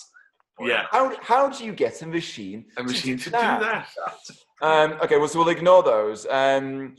Next one is from a guy called E30 Scumbag. Do your best Irish impression. We'll get through the silly ones first. You want me to do my best Irish impression? I was like, that's an easy Brilliant. That's brilliant. That was good. Nailed it. You know, the BBC taught me to say 3 instead of 3. Like, that literally was from the BBC. Listening to Kieran say tree over and over and over again and go, tree. He means 3. And then he would say Juan, as in, like, the name of a Spanish person. Like, you know what I mean? It was like Juan. 1, 2, 3. And I was like, right. So then I said, I'm just going to say 3 from now on. And then obviously it's helped me because I went to Europe and they're like, oh, thank God you don't say tree because nobody will have any idea what you're talking about. You did what you did at BBC. They put a tree on clip 3. Made sense. They made an inflatable like version of my accent, so I had to change it after that. I was like, that's a lot of effort. Clip tree. That's racist and I don't appreciate it. This E30 Scumbag guy did have an actual question. It says, is it true you need a race license to skid a Mondello, or can I just fucking rock up, bro? You need a driver's license or a competition license, like from drifting. So that's the rules. Simply because if you have a driver's license, you have some confidence behind the wheel. And if you have a drift license, you have done a licensing day, which means you're not a danger to yourself or others. So basically what we don't want is someone at 14 rocking up that's never used a clutch before and fireballing into James Dean's Eurofighter. And good content, bad relationships. Great content. Jesus Christ. I think or maybe we do want that. Maybe we do, but James doesn't want that. So I was like, which will have a level of confidence there. I'll be right in saying at a time, Buxton didn't even ask for driving licenses. No, they didn't. Like, they'd never admit to that. We'd never talk about that or admit that. But about 2010 to 2012, it was £10. You drove through the gate. It was £10 for the weekend, and then you drifted all day and all night. And then you drove home in the same car if it was still looking like a car, even if it wasn't looking like a car. Even if it was T-boned by your best mate in an RB25 14 and the rear wheel was snapped off. I drove home though, didn't I? I still drove home. Anyway, next one. I'm not gonna. The people on Instagram have really fucking weird names. Like, I can't read this name. Anyway, the question is, what do you think of the Red Bull drift shifters and its impact on drifting? Drift shifters. Drift shifters. Yeah, I can't actually. I saw that in Liverpool last year. Yeah, I'm working on drift shifters at the moment. So as part of something with Red Bull, but it's there is some tasty venues. Which the good thing about Red Bull drift shifters is it going to replace competitive drifting? No. Why does it exist? Because it's a marketing endeavor. And the other reason is that you can do it kind of in places that you would never hold a drift event. Like you would never have a drift event in the middle of a city because you need some element of speed, and that's a big problem. Whereas if you have drift shifters, it can be a little slower, a little bit tidier. You don't even need corners really to get it done. So it's sort of like bringing drifters and an element of drifting to people, which I don't think regular drifting can. So it's a good thing for drifting. Is it going to be the future of drifting in terms of what we like in competitive stuff? I don't think so, but I think it's more like a showcase. It's a bit like when they drive the Formula One cars down like the Champs-Élysées in Paris. Yeah. It's to promote Formula One and hear the cars and look how cool it is. They're not going to go, let's just race up and down this road, 20 cars, and that's the race. You know what I mean? Yeah, so and that's like, the race. That's F1. Yes, that's F1. Straight up and down, and really sharp hairpin, and then back up the straight again. Only really a company like Red Bull could have got that event to be that, really, couldn't they? Yeah, it does make a lot of sense. I enjoyed it. It looked great. It makes it easier. 10 miles that away. That kind of event makes it easier for a total novice who has no idea what drifting is to understand, because there's zones there, and he just goes through that and he gets this amount of points. It's not a judged kind of thing. Yeah. So it makes, from an outside person looking in, it's just like, okay, cool, that's simple. I can give you a little bit of a, let's say, behind the scenes exclusive. But basically what's happened is Red Bull, who have now come on board with Drift Masters, as a partnership, for a long-term partnership, Don't own it, and not a partner either in terms of a sponsor, but they're a partner in terms of media production for TV shows and stuff like that. And they also had the opinion, because we're like drifters, we understand what's going on. They were like, how does anyone know what the hell is going on here? So they have now designed a system which has been 2 years in development with Drift Masters, and it is the most ridiculous thing that's ever happened to drifting competitively, and it's going to be debuted in 5 weeks in Riga, which is essentially so it gets rid of all of your dodgy judging, because it is going to be, I'll just give you a little tidbit of what it's capable of. Is it the fucking drift box? So basically the drift box doesn't work because it's a satellite-based system, right? Whereas this is basically, the cars are 3D scanned from top to bottom at the event. They have a certain box in them. Then the track has 80 radar kind of things. I don't know what's going on. The German guys doing this. Is very complicated. And basically they can tell within a centimeter if you're in the clipping box or not, the speed, the angle. But what's even more important, it doesn't judge for the judges. What it does is it gives you comparisons. So when you say someone enters a corner at speed, their speed is green or red or yellow, and if they're in the chase position and it's red, you can see that he was slower than him. And at the end of it, they show you how many clips they got, their percentage of clips, their speed, but average angle, average speed, and this puts it all head to head. Then it puts it all into a data logger, so eventually James Dean can go to a track. His entire practice is all data logged. So when he gets to his qualifying, you'll be able to go, he should be scoring a 92 here based on practice. What's he going to do? So it's like F1. So it's crazy. And I don't even know how half of it works, but basically me and Ian have so much information. Brilliant. And the judges are kind of going to be more along the lines of saying, they have their opinions, but it's very backed up by what they can see in terms of the stats. So it's trying to take away that real ambiguity of like, the judges are always going for this guy or that guy or whatever. But it's very interesting, and it's come from Shifters. So that's how Shifters has affected it. Right. Okay. They've come into Shifters. They've had a team there saying, you know what, we could take this to the next level and do this. And that's supposed to be working in 5 weeks' time. We'll see how it goes. But it'll be like watching like Street Fighter. So as the car is going through clips, you will see the speed, the angle, how much percentage is in the clip, how much speed distance there are between the two cars. And then at the end of the run, it'll analyze all that so you can see it on the screen. And it's like pretty mental, which makes it very, very consumable as well from like a watching perspective. You could sit there with no idea what drifting is and what the achievement is, and see a side-by-side comparison between those two drivers and say, and I think the thing is we're always concentrating so much on drifting getting out to the public, but that's a bit of a lie. I think people who run drift championships like I've done or Matt Stevenson or whatever realistically are trying to keep the people involved in drifting happy. Whereas Red Bull are like, we don't give a shit about that. We just want everyone in the world to watch this, and that's probably you'll get new drivers. It's probably the right attitude in the long run. It is, that is 100% right. Yeah, I absolutely. And stop trying to keep feeding the people they already have, and try and get new people in. And they said, well, nobody knows what the hell is going on here, so we'll make a system that everybody can understand. And I think that's a big step in the right direction. Yeah, that sounds like. I mean, the drift box thing. Hardly anyone ever remembers that, because it was such a weird. I mean, that was implemented sort of like 2003 to 2008. No, but hold on. Didn't FIA use it in the Drift Cup in Japan like last year? And didn't D1 really? D1 used it up until very recently. I think they still use it. But it's so fucking. You can drive on like crab angle. Objective. And in the chase position, like 17 cars back, and still outscore the guy because you're on more angle. So there's a lot of flaws. You're still having that looked at by a judge, and they're then going, fuck that data, that's dog shit. Yes. That fucking file. Yeah. So basically, why we have, like in Drift Masters, the system is, it's very easy on a qualifying run, it's very easy on a straight up battle. But when someone hits someone, did he slow down too much or he'd speed up too much, whatever. That's the thing that a judge will come in for that particular part. But then from the basics of it, it'll just, on most runs, let's say 80% of drifting you've watched, you can tell who's won at the end of the run fairly simply. And then 20% of which you're like, I'm not so sure. And then the judges come into that 20%, not just like giving you the obvious every time.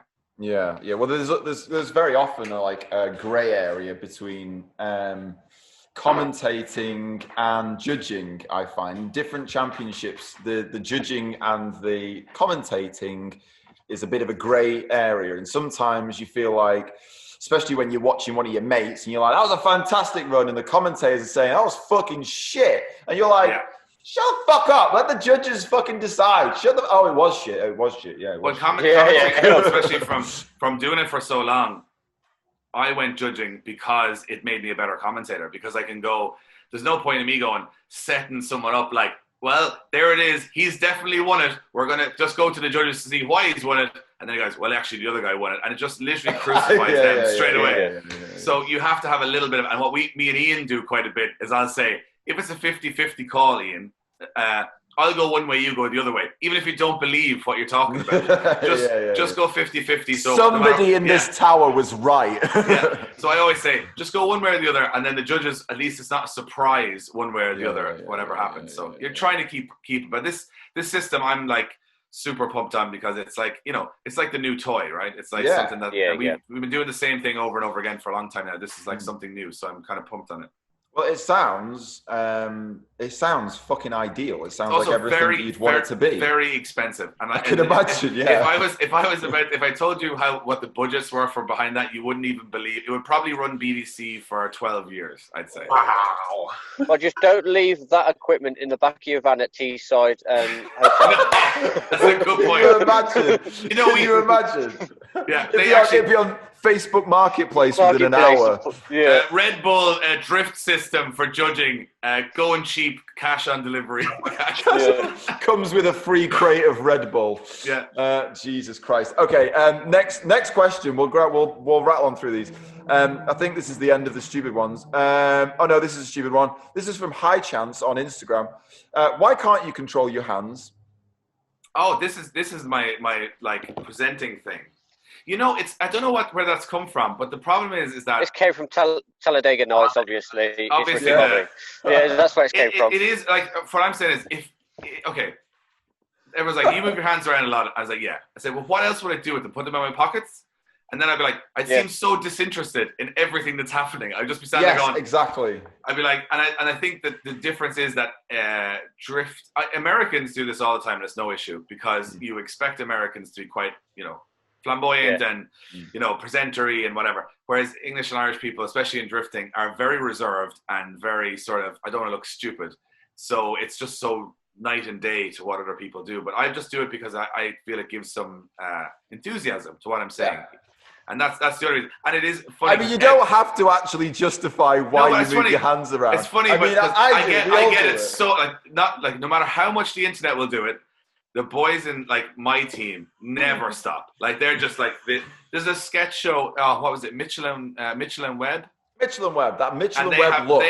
They have one where it's like the guy is doing some history program where he does his hands like this. And your man's like, just less hands. And he's like, oh, yeah. And then eventually they have to straight jacket him like down so that he's presenting without his hands going everywhere. It's a good sketch. You should look it up. I wouldn't suggest you did that because, I think the hands maketh the It's the thing. Sometimes I don't even know I'm doing it. It's like, to be fair, I've never noticed it. Someone said that I've seen the comments, but I'm like, yeah, I've noticed it. But at least they don't go look at his stupid head. So I'm like, the hands are fine. And maybe I'm distracting away from everything else. Yeah. Distract from everything else. Look over here. I was like, don't look at me. Okay.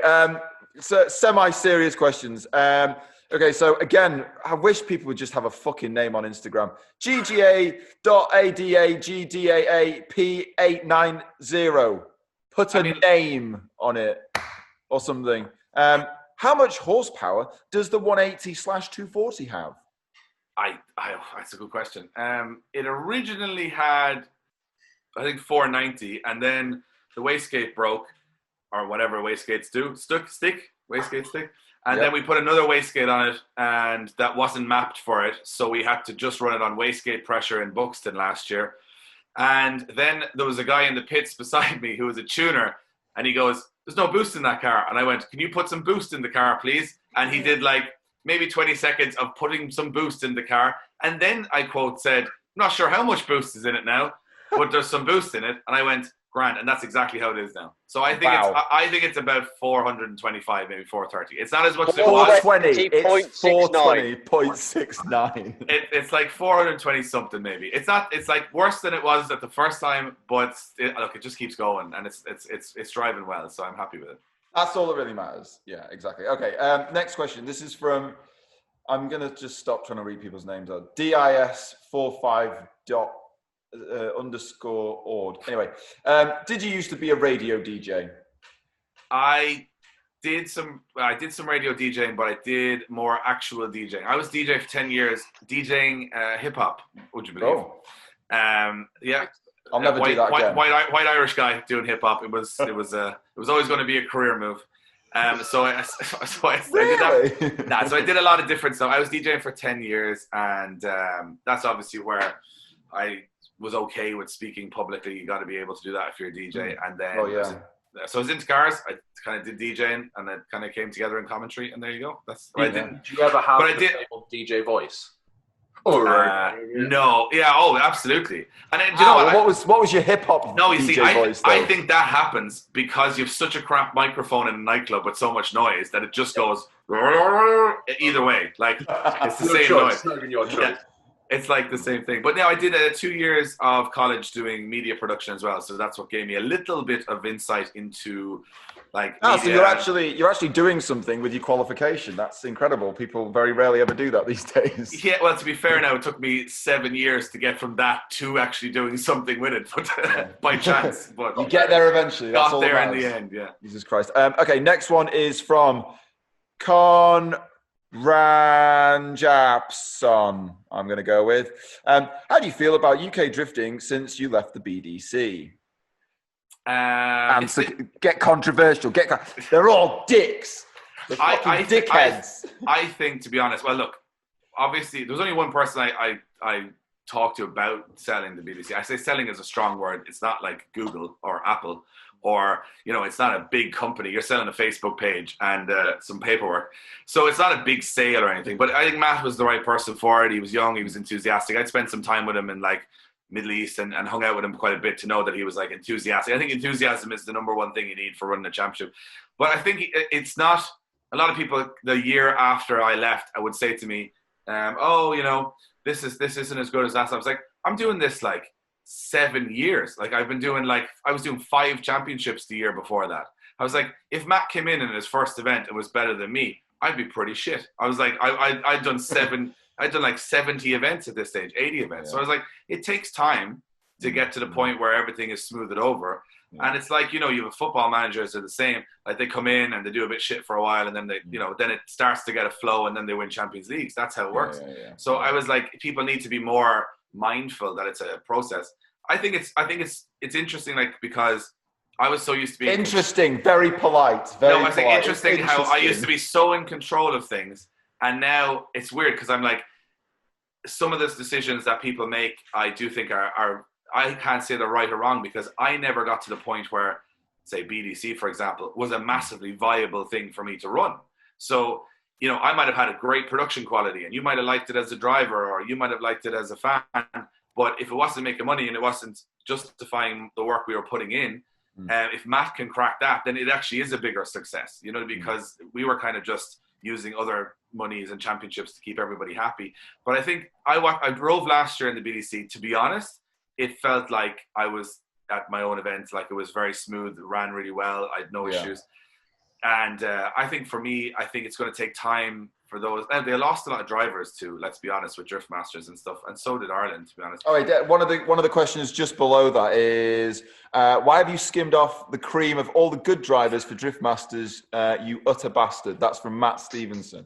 Yeah, so basically, the problem with that is people think, well, first of all, I don't own Drift Masters. Second of all, those drivers, I think, had got to the point in Ireland and the UK where they would either go round in circles or they were going to go chase the dream to be a professional driver. And I knew this was happening in Ireland. I knew it was happening in England. But there just wasn't, let's just say, a consistent or viable option in Europe to go and invest in or get the sponsors to do it.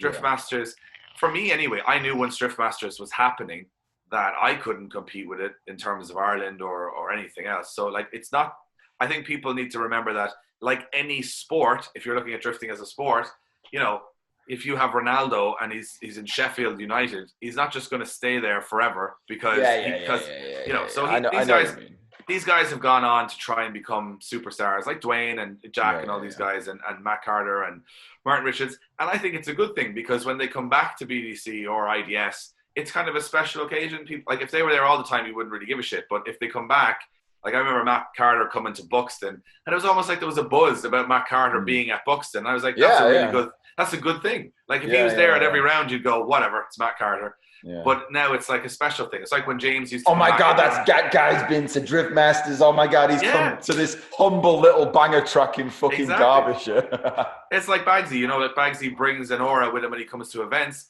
because he doesn't compete in everything that's so accessible to you all the time. So it's like, it's just the next. And then again, if people in BDC didn't have something to aspire to, like Martin Richards or Matt Carter or whatever, then what's the point? Like, I win it. And now I can only do worse the next year or the same.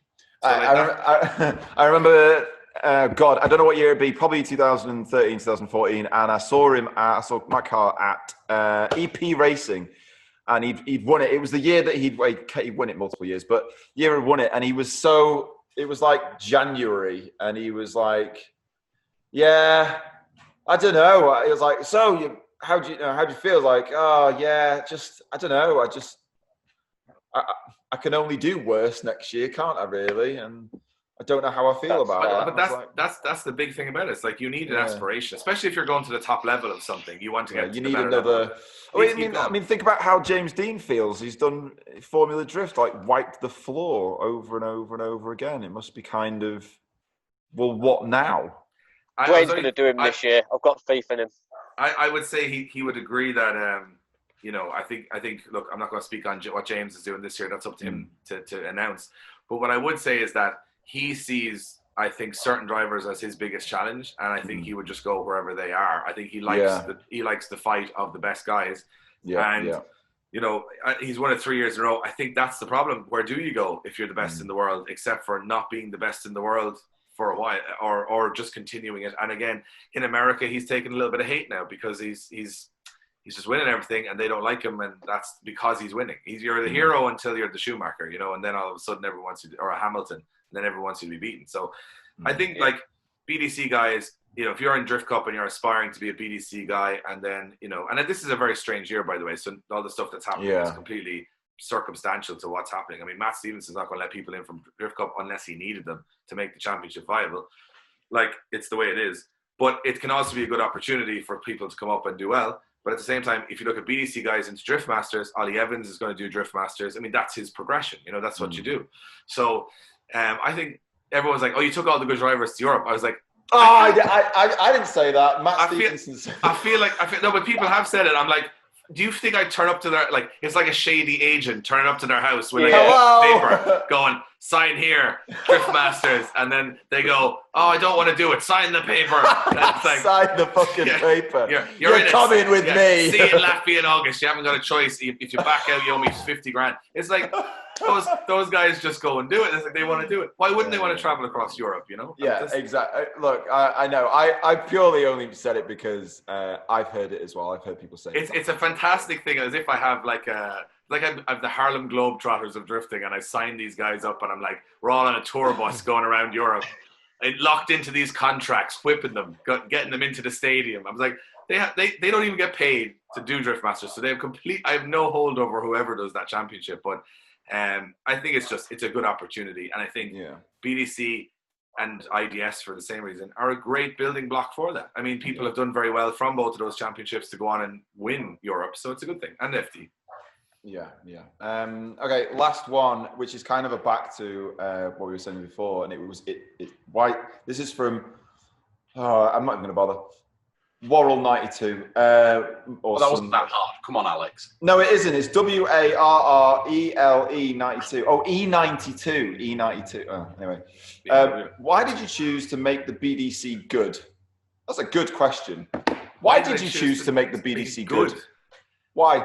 I think that's subjective, though, because people would say, you know, I think the old school guys like BDC before my time. You know, some people liked it during my time. Some people probably prefer it now. It depends on your era, I think. And a lot of people will say, you know, I think it's so circumstantial to when you were drifting. Like, I've had people say to me, do you know what the best year for drifting was?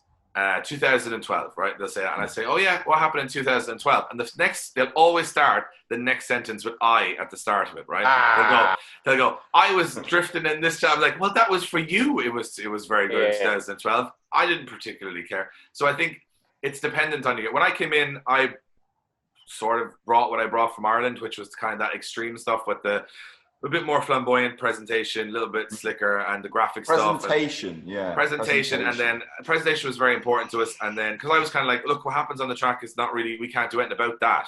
Like, if someone's good or bad drifting, that's what I always say. You can build every event to be spectacularly great, and if the driving's shit, there's nothing you can do about it. It's just, or the weather's shit. But if you set it up to the best ability, like it's going to look good, it's going to feel good, we've got a good track, it's exciting, surely something will happen here that people will be entertained by. And when I think back on it, like, it was very taxing. Like, I remember we did a promo tour. I think it was the one where we stopped in with you guys. And like, we had started in, rented a car in like Edinburgh and driven to, we started with like Fraser Stark, I think, or up in like Edinburgh. Oh, yeah. And we finished, come all the way down. We finished like with Bagsy in Essex, and then we went and I was like, it was taxing to promote at the time because you were in a different country. Wasn't Fraser putting molten lead in his diff or something on the video, or something along those lines? He was something mad. He was molten lead. Yeah, and I remember we called into Huxley, we called into lots of different people at the time, and we were just chatting through the cars. And you know, I always felt that you had to have a good repertoire with the drivers, as in you had to personally go and talk to people, because that's the only way you'll get honest feedback. Like, people on the internet talk, but most of them aren't the relevant people that you want to actually keep happy. So it's a case of like, you know, we go talk to you guys who have a very sort of lifestyle approach to it, and then you go to talk to some people who are super competitive, and then by the end of that trip you'd go, right, here's the 16 different things we have to somehow keep everybody happy with in this championship, and that helped a little bit as well. But I think presentation, we probably went over the top on presentation in Ireland and the UK.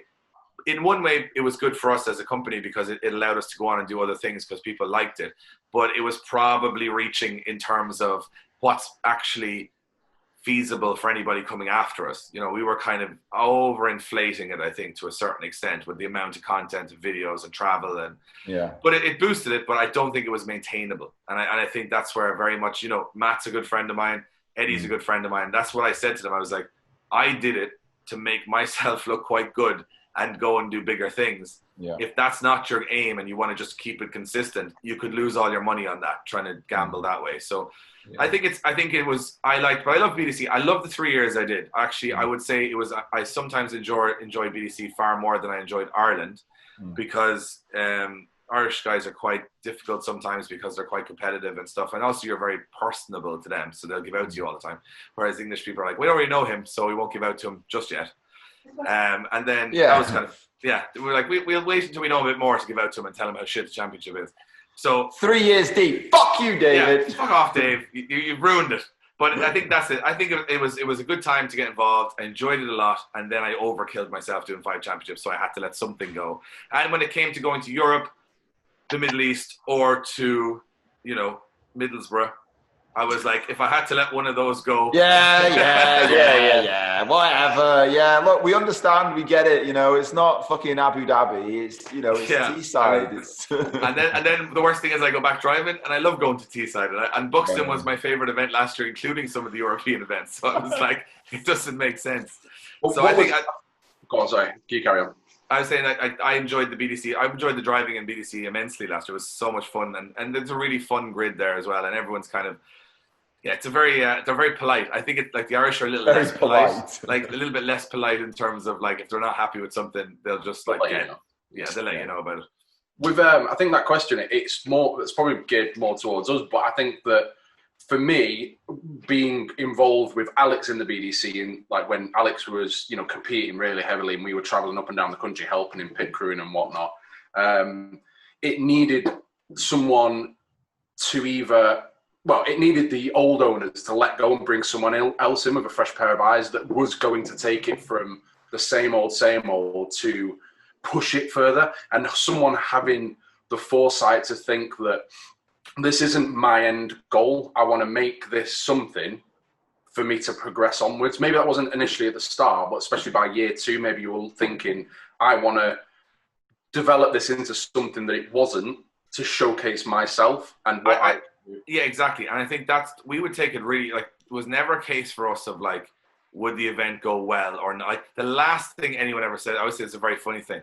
Nobody's ever come up to me at the end of an event and gone, that ran very smooth. Like, that's like a given. Like, it's not like they went, oh, all that organization you did, that paid off. Everything just went really well. They're like, oh, it's, it has to be spectacular. And then we had a couple of rounds in Rockingham where it was pretty spectacular. And I was Rest in peace. Yeah. And I was like, this is going somewhere. This is getting somewhere. And then some of the T-sides that we did, the nighttime T-side one with the walls and stuff. I was like, that's pretty sick. And the drivers, it was really good at that time in terms of, I hadn't, signed them all up to Drift Masters at that point with their contracts that they can't get out of Drift Masters. And there was a case of, it was just a good time. It just happened at the right time. And I think it can go back there again very quickly. I just think the one thing that's happened in the UK that is different than Ireland is you haven't had, for some reason, the sheer amount of young talent coming through to sort of take that way. I mean, I was looking at drift games last year, for example, Extreme.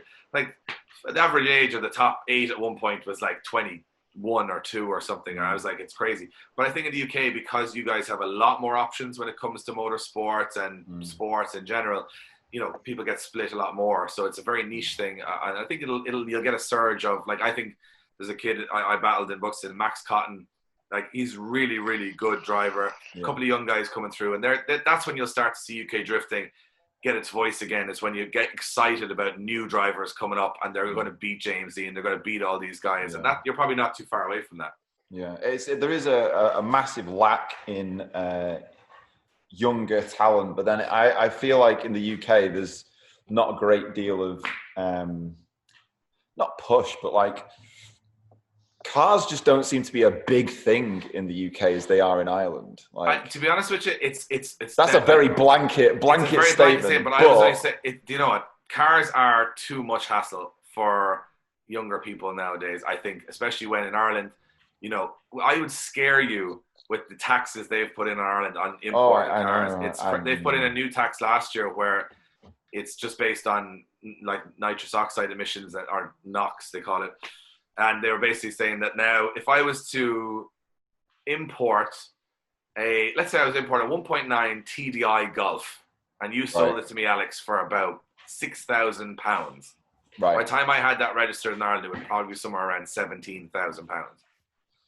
So, and insurance. Right. So they don't want imports. They don't want imports. They want everybody in electric cars. And then they have the tax here, which, like, for example, you guys probably don't know this, but for example, a JZX Chaser to tax a year is like €1,600, €1,650. Yeah.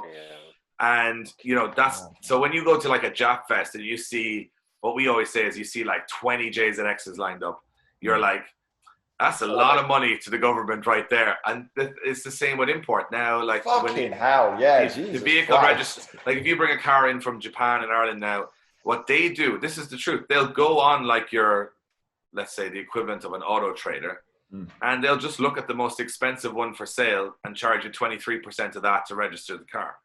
Even if it's like a proper shed.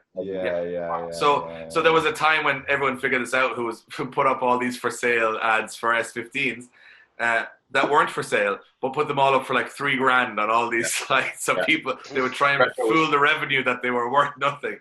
But excellent. And they didn't cop up. But there's a lot. That's the thing in Ireland, and the insurance companies in Ireland now are saying if you're like in your first 3 years of driving, you can't insure a car that's older than 8 years old. Yeah. Why? So what a random fucking number. Yeah, because they feel like those cars are safer, and also there's not really that many performance cars in that category. So it's almost stacked against people being into cars a little bit, especially younger people. And so nobody young is going to be driving a cool car in Ireland this year. They will. I want to. But if they are, it's so much more impressive than some dickhead in the UK driving a fucking Corsa VXR. Like, even it is very, very, like, you've got to make a big lifestyle choice as a young person in Ireland to have that car, and especially if you're, if you're a 30-something-year-old guy and you've got kids and you're married and stuff and your mortgage, and then you got to go spend €1,700 on tax and petrol. Your insurance is like €3,000-4,000 a year. Like, by the end of that, it just wears people down, I think. And they're like, it's just not worth it anymore for me to have this car. So they are trying to kill it in Ireland. Drifting is exceptionally big in Ireland simply because of our tax system. So I just had all that misery to you there. But then think about it. If you had a €1,600 tax car, but you still wanted to drive it, you put a cage in it and you go drifting. So because none of the drift cars in Ireland can drive on the road, they do so much more drifting. Yeah. Like, as I said, look at Dan, if his car could only drift and couldn't drive on the road whatsoever, any of your cars couldn't drive on the road, then you would do a lot more drifting probably because you'd want to get in the car a lot more. Yeah, that's a good point. It becomes it's not a forced hobby, but it stops being that thing that you can also just nip to the shops in. I do massively take that for granted. I mean, like the last time I taxed that, which was 2018, that cost me 240 quid for the year to tax it. That's it. And I remember I don't know if you remember I had a purple S14A about 2014, and I sold it to a guy from Ireland, and he was really odd, and I didn't really understand at the time, but he said, "I'm going to take it, and I'm going to take it for the money you've asked. And he came over on a flight the following day. He said, if you leave it on the V5 in your name, and say that the car has been sold that you don't know who to, but they're in Ireland. Yeah. And I can keep it on the V5 with the plates and everything else." And I was like, I mean, I don't understand this at all, but sure, have it. I'll tell you an even more ridiculous one. Like, for example, if you have an S15, more than likely, you're not going to have it as your everyday car. You're going to have like a normal car, and then this is your weekend car. Yeah. Well, in Ireland, you have to have two separate insurance policies for both of those cars. They can't be on the one policy. And if you already have a car, your second car has absolutely you don't have any no claims bonus on it. So if you are driving a Golf and you bought an S15, I'd be fucked. on your second policy, they take it as if you're 17 years of age going onto that car. Even if you have 10 years no claims, you can only put that on one car. Jesus Christ, that would have fucking killed me. I mean, the car that this laptop sat on, I got 11 years no claims out. Well, it's 10. They don't do any more than 10, but I got 10 years no claims on this, 10 years no claims on that. And the MX-5 that's still insured sat outside of here, we've got 10 years on that. That's a grand total of 30 years. I've only been alive for 35 years. I mean, the insurance for this car, I can't really show it because it's on the laptop, but the last time that I looked at it, because it auto-renews, it was with Footman James, and it was something ridiculous. It was like £130 or something for the year. It's a 3-litre V6 twin turbo manual 300ZX. It's not the fastest thing in the world, but it's a 1992 Japanese import car. But in Ireland, it's like you've got to commit massively to that particular choice. So that's why drifting got so huge, is that people are like if you have a cage in your car. What the fuck else are you going to do? But if you have a cage in your car, you can't pass an MOT here, or the equivalent of the MOT. You can't pass an MOT with a cage. No. Bolt-in or otherwise. Bolt-in or welded in. So that means that once you put a cage in a car in Ireland, that car is now done on the road, like it's finished. So you make a car safer. Fuck. Well, their attitude is that unless you're wearing a helmet, the cage isn't safer. Yeah. I'll agree with that. Point, to be fair, They said there's a massive steel bar beside your head in that car now. I've hit my head on my own roll cage many times. It fucking sucks. Bollocks. So that's the thing is, when I remember the first time I went to BDC, and I was in Teesside, I think, and I went down to like the petrol station, and there was like Lassa team were like filling up the cars from the pumps, and I was like, what is happening? I was like, how are these drift cars driving around? And that was the thing for me. It was like I had such a problem when I got to BDC because people were like, I got to take all the carpet and the stereo and the amps and the subs out of the boot of my car. I was like, absolutely, it's a race car. Like, and then I was coming from a totally different culture, you know. I was like, but then on the flip side, like you see Team Lassa filling up all the comp cars. They've driven to the Shell station around the corner. When I was I hate saying this because I sound like Mito. In Japan, when I went to Japan, I went to Nikko. It was really good. I got given a 90 Mark II. It was real nice, and halfway through the day, obviously it ran out of fuel, and that car was not I'll be polite. I mean, it was not a well-presented drift car. It would never pass any MOT in any part of the world. And he just said, just drive it to the petrol station, just go left, right, and just fill it up. And I thought, oh, this is dead sketchy. If I get pulled over, I mean, the last thing I fucking want is, like, fucking hell, it'd be horrendous. And it did. It was about 2 miles down the road. It felt super duper sketchy. The car had bits hanging off it. The exhaust was hanging on the floor. And we pulled into this petrol station, and this fucking dude runs out of the petrol station. And he fills up the petrol for me. I didn't ask. We just pulled in. We didn't even know. I don't know what anything fucking says. He filled up the fucking petrol for us. He took the fucking money, went in, got change, and said bye. And then we just drove back. And on the way back, there was, oh God, what was it? I want to say, like, they call it a Honda, not a Jazz. It's called a Honda Up. No, it's not an Up. What is it called? Honda Fit or some shit like that. But like a police version of that, or like some small Honda police car. Just drive straight past it. You do that in any other country on planet Earth, you'd have been pulled over. And that'd have been the end of that. But they just didn't seem to give a fuck. And what I've realised is it depends on the country. Like, in Drift Masters, I've seen some sketchy stuff. Like in Hungary, I'm not going to name the driver, but a very, very famous driver mapped his car on the motorway. Like, he went to the motorway, had the tuner in the passenger seat, and drove up and down the motorway. And I don't think anybody really cared at all at the time. And I think he had number plates. He took the number plates from his van and put them on the car I'm not going to say what country it was either, but he basically went up and down the motorway for about an hour and a half tuning the car, and he won the event the next day. So yeah, brilliant. Yeah, perfect. But again, same thing. But if you're in Ireland, not so much. Like, Ireland is, so that's what you'll see today. I can't get over going to track days in Ireland, like today. Beautiful R32s, 34s. Like, I'm talking, they would be exceptional road cars, just being thrashed on the track because someone's like, I cannot be bothered insuring this, taxing this, keep maintaining it. So I think that's a very different thing in Ireland than the UK. That UK, it's kind of like you can build your own fucking cars in the UK and put them on the road. It's insane to us here. Like Alex Law can build his own car in his shed, and as long as it's got indicators, he can get through an MOT. But like those kit cars that people build. Yeah. To us, that's insane. A man in a shed builds a car. Someone else goes, "It's a car, all right," and off he goes. You know what I mean? Like, I'm like, that's insane. So that's why I think drifting in Ireland, especially younger people, they'll never have a car on the road, like never. So they're better off buying, an S14 Shell and doing it up and going drifting. But then why does that not devalue the vehicles then? It doesn't seem like there's but there doesn't seem to be a massive discrepancy between the prices in the UK and Ireland.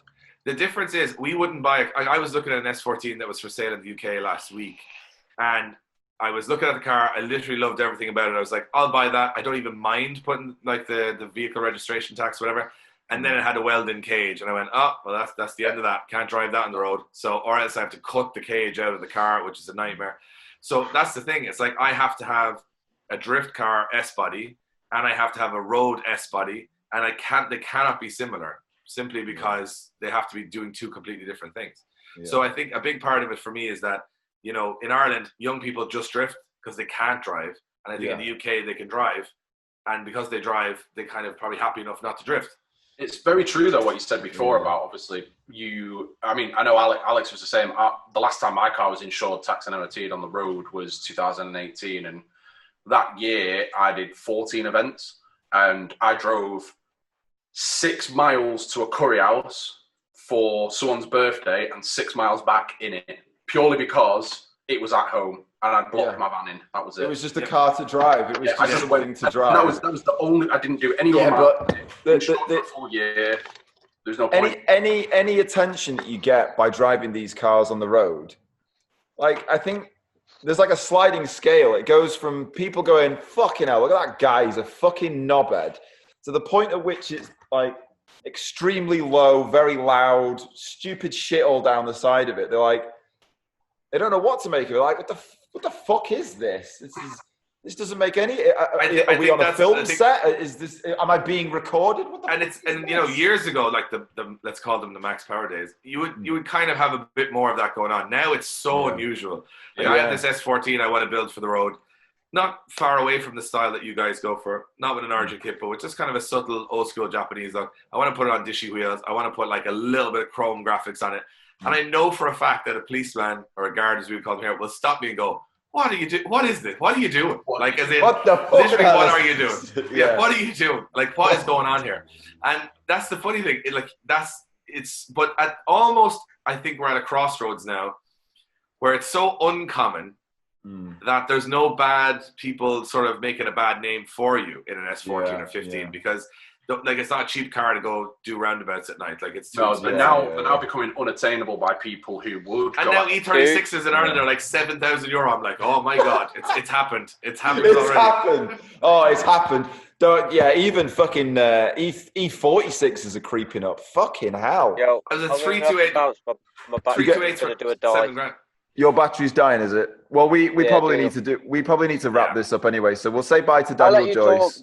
Bye. Love you, bye, Daniel. Love you all. Bye. Bye. I bought the other day that was rusty as fuck for $3,000. Yeah, you did. You did a really fucking bad thing there, Saul. It was horrible. It was like when you say rusty 14, you're like, yeah. It was an S14 that was worth $3,000. Yeah, it was worth $3,000, and I've still got a unit corner full of bits, but I've easily made my money back out of it, and I've still got money to make out of it. But there's like cars now. Like I had people trying to buy that shell off me, and I was like, dude, I'm not even entertaining showing you pictures, telling you where it is. It's going in the bin. I'm cutting bits off it, and I'm making my life easier by, instead of unbolting things, cutting front clips of the car off. Like, I'm not even telling you where it is, what it is. Like, I pushed the sill, and I mean, like, I leant on it, pushed it, and my hand went through the sill. People still wanted it. People still wanted it. This is the fucking crazy thing. Yeah, but you can put a kit over that. Yeah, put a kit over a sill. People would never fucking know. Never know. Even when I cut the front clip clean off, both bottom chassis legs, top chassis legs, someone was still messaging me, dude, I'll come tonight. I'll give you $500. I'm telling you, can you only imagine in 5 years when people are like, oh, I got a 328 BMW. How much did you pay? Bargain, 20 G's. I'm like, you know. This is why I wanted that fucking 410. I wanted that 410. Yeah, I think that's a once in a life. We should do like a 4 or 5 people go in and just have it in their shed for 3 months of the year. Yeah. Just so they can look at it. Just so you can just look at it. Just drive it like down the end of your driveway and back, because like it's just such a lovely little thing. I've never felt like that about a car, but maybe like some very old small Corollas. They just look adorable, and I saw that today, and I was like, oh, that's really cool. Oh, please don't be cheap. It's fucking cheap. Oh, no. Yeah. I showed Gabby, and she was like, absolutely fucking not. But fine, but the 300 goes, and she knows I can't sell the 300 because I'm fucking attached to it, like I'm attached to the fucking. Yeah, no, and I'd say it's the same problem we all have. We're going to be buying crap for a long time, but we're just going to be paying more for it. Yeah, but the thing is, they'll only be valuable to other people like us. Yeah. So and those people will be a smaller group. All we'll be doing is like, I'll buy your car off you for 50 grand, and you'll buy my car off me for 47 grand, and that'll be all that happens. It just continuously go around until there's we'll be doing trades. Left. We'll be doing trades, and we might as well say the cars are 200 grand because it's only those two people would ever trade anyway. Yeah, exactly. Jesus. Do you not think it's going to get to the point like when we've got grandkids and stuff, and you're going to tell them like the years gone by, like you're probably still going to have bits in your garage if we at some point all sell up and stop driving, and then one day your kids are going to go, Grandad, have you seen these cars? And then you go, yeah, I've scrapped like. Yeah, that's me. That is. Yeah. The best thing is you'll go into your garage.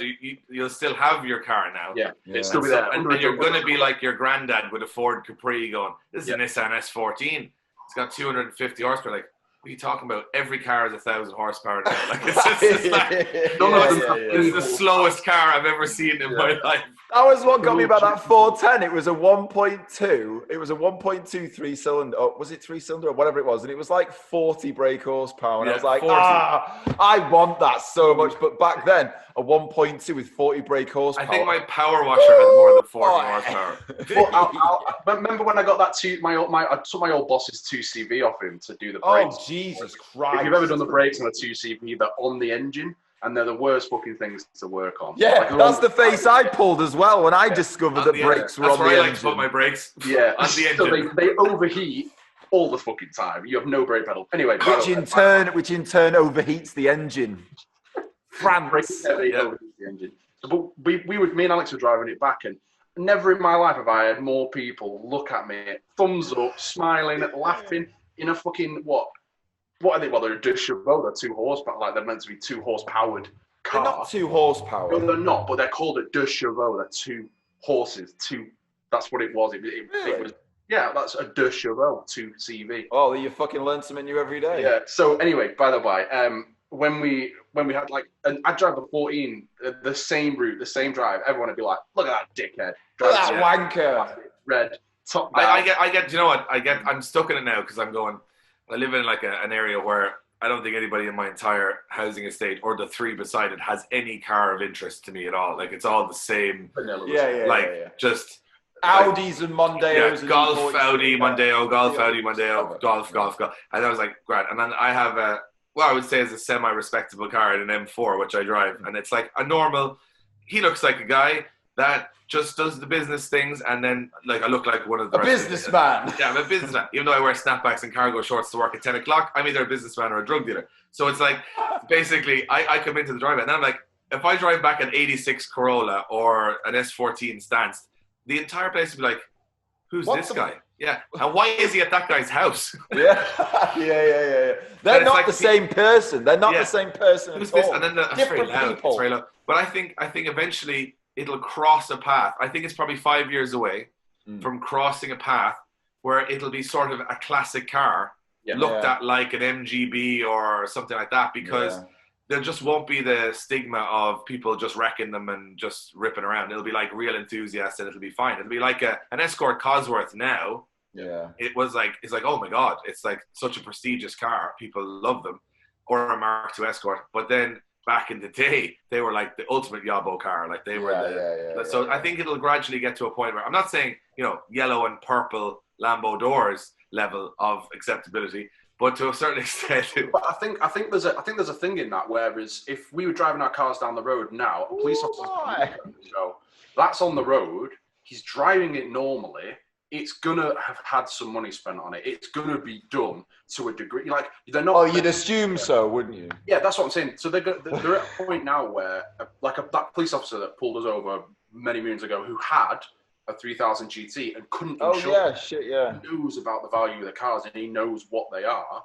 And 90% of the police officers in this country, I think I could attest to say that they're interested in cars. If they're a traffic officer, they would know to a degree. That would be the complete opposite in Ireland. Yeah, but I think would be like, can you just step out of the vehicle as we load it on the truck, please? Then we'll have a conversation. Yeah, then we'll have a conversation with them. Yeah. Well, this is the thing. I really missed sort of like probably 2008, 2009, when if you went and did like, not that anyone ever did, but if you did some like street-o somewhere and you got pulled over, you get pulled over and they'd go, God, are you okay? Are you all right? And you lost it there for a minute. Yeah. You know what? I thought you were a goner then. I honestly thought well done. Good car control, buddy.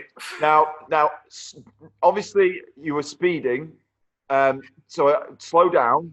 But good car control there. Good car control, and you're like, I had exactly get the fuck out of here now. Get the fuck out. When I used to work at Sainsbury's, just got the 14. Bright red, and I was doing the roundabout outside the Sainsbury's where I worked. All my mates were at the side. Allegedly.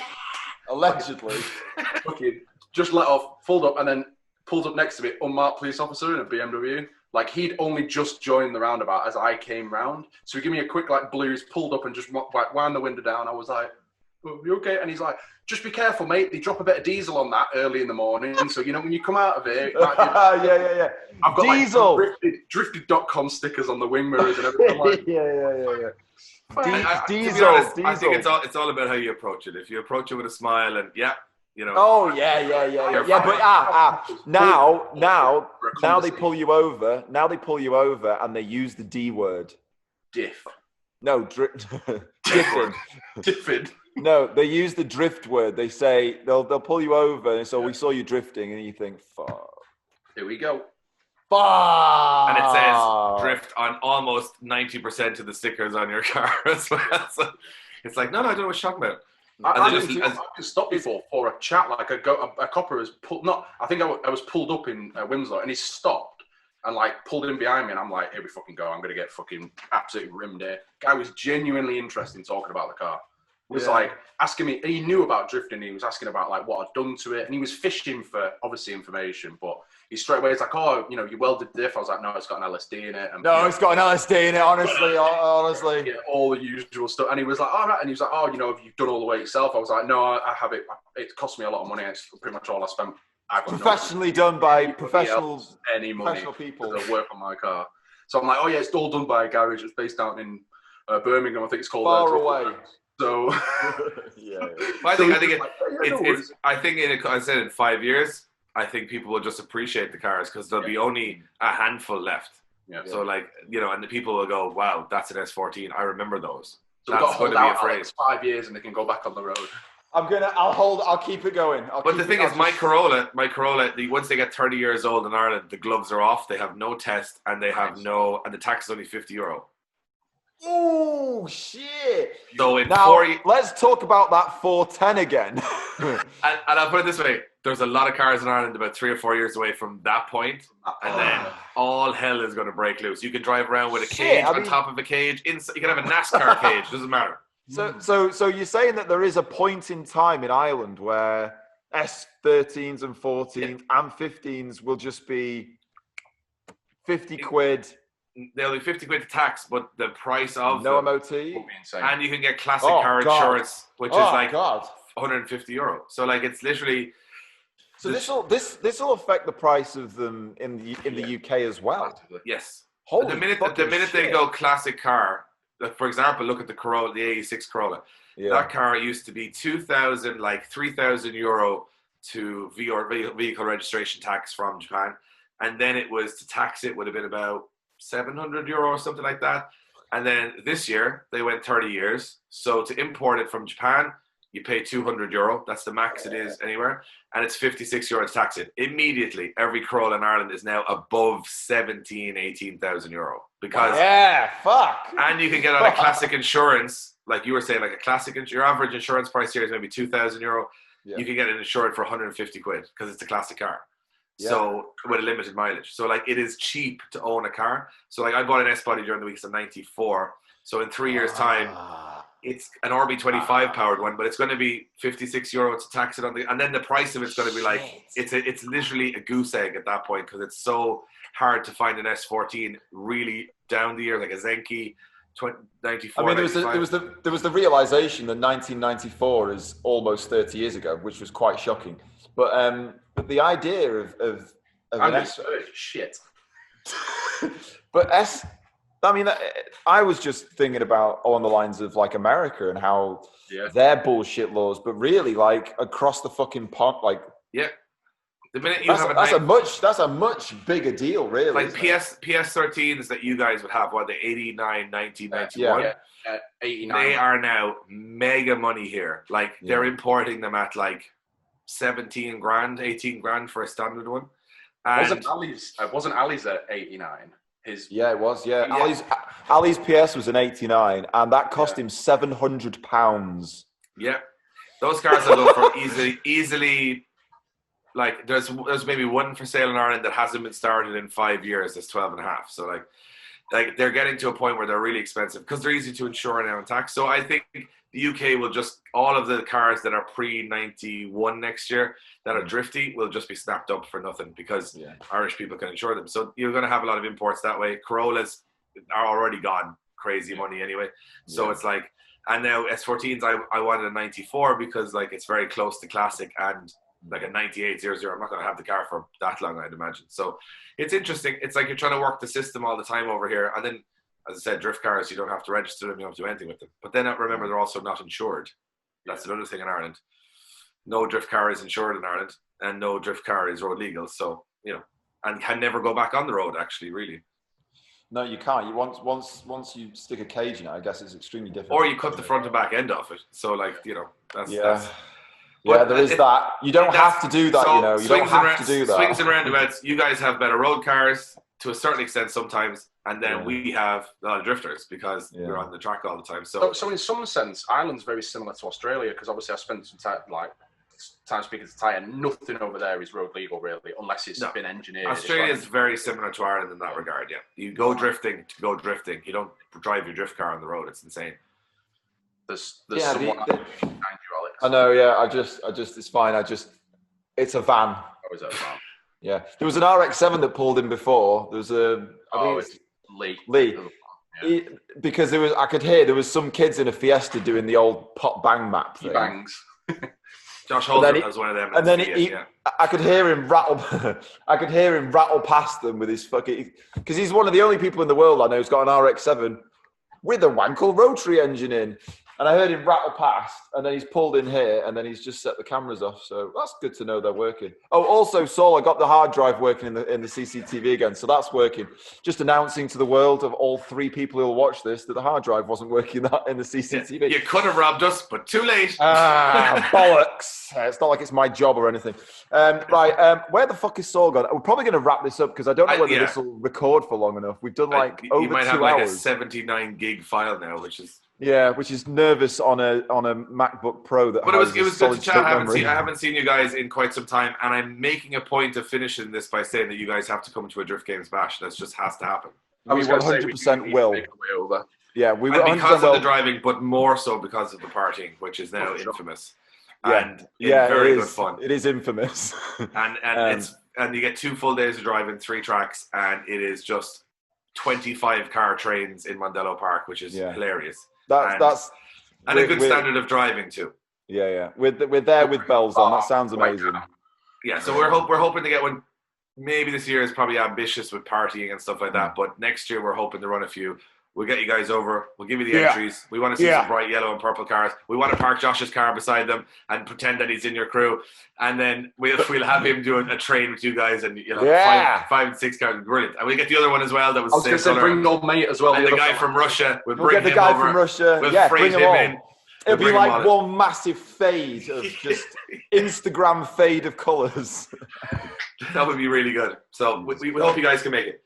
Yeah, we will be there with bells on. Bless you. Right. Okay, so that has been the 20th Low Origin podcast. If you've listened this far, it's a long journey. Well done. Congratulations. If you've listened to this on iTunes, fuck you. Go back and watch it on YouTube. We need the fucking views. The fuck is wrong with you? Who does that? Who does that? Why would you do that? Just put it on YouTube and just put it on repeat. Look at us. Look at our faces.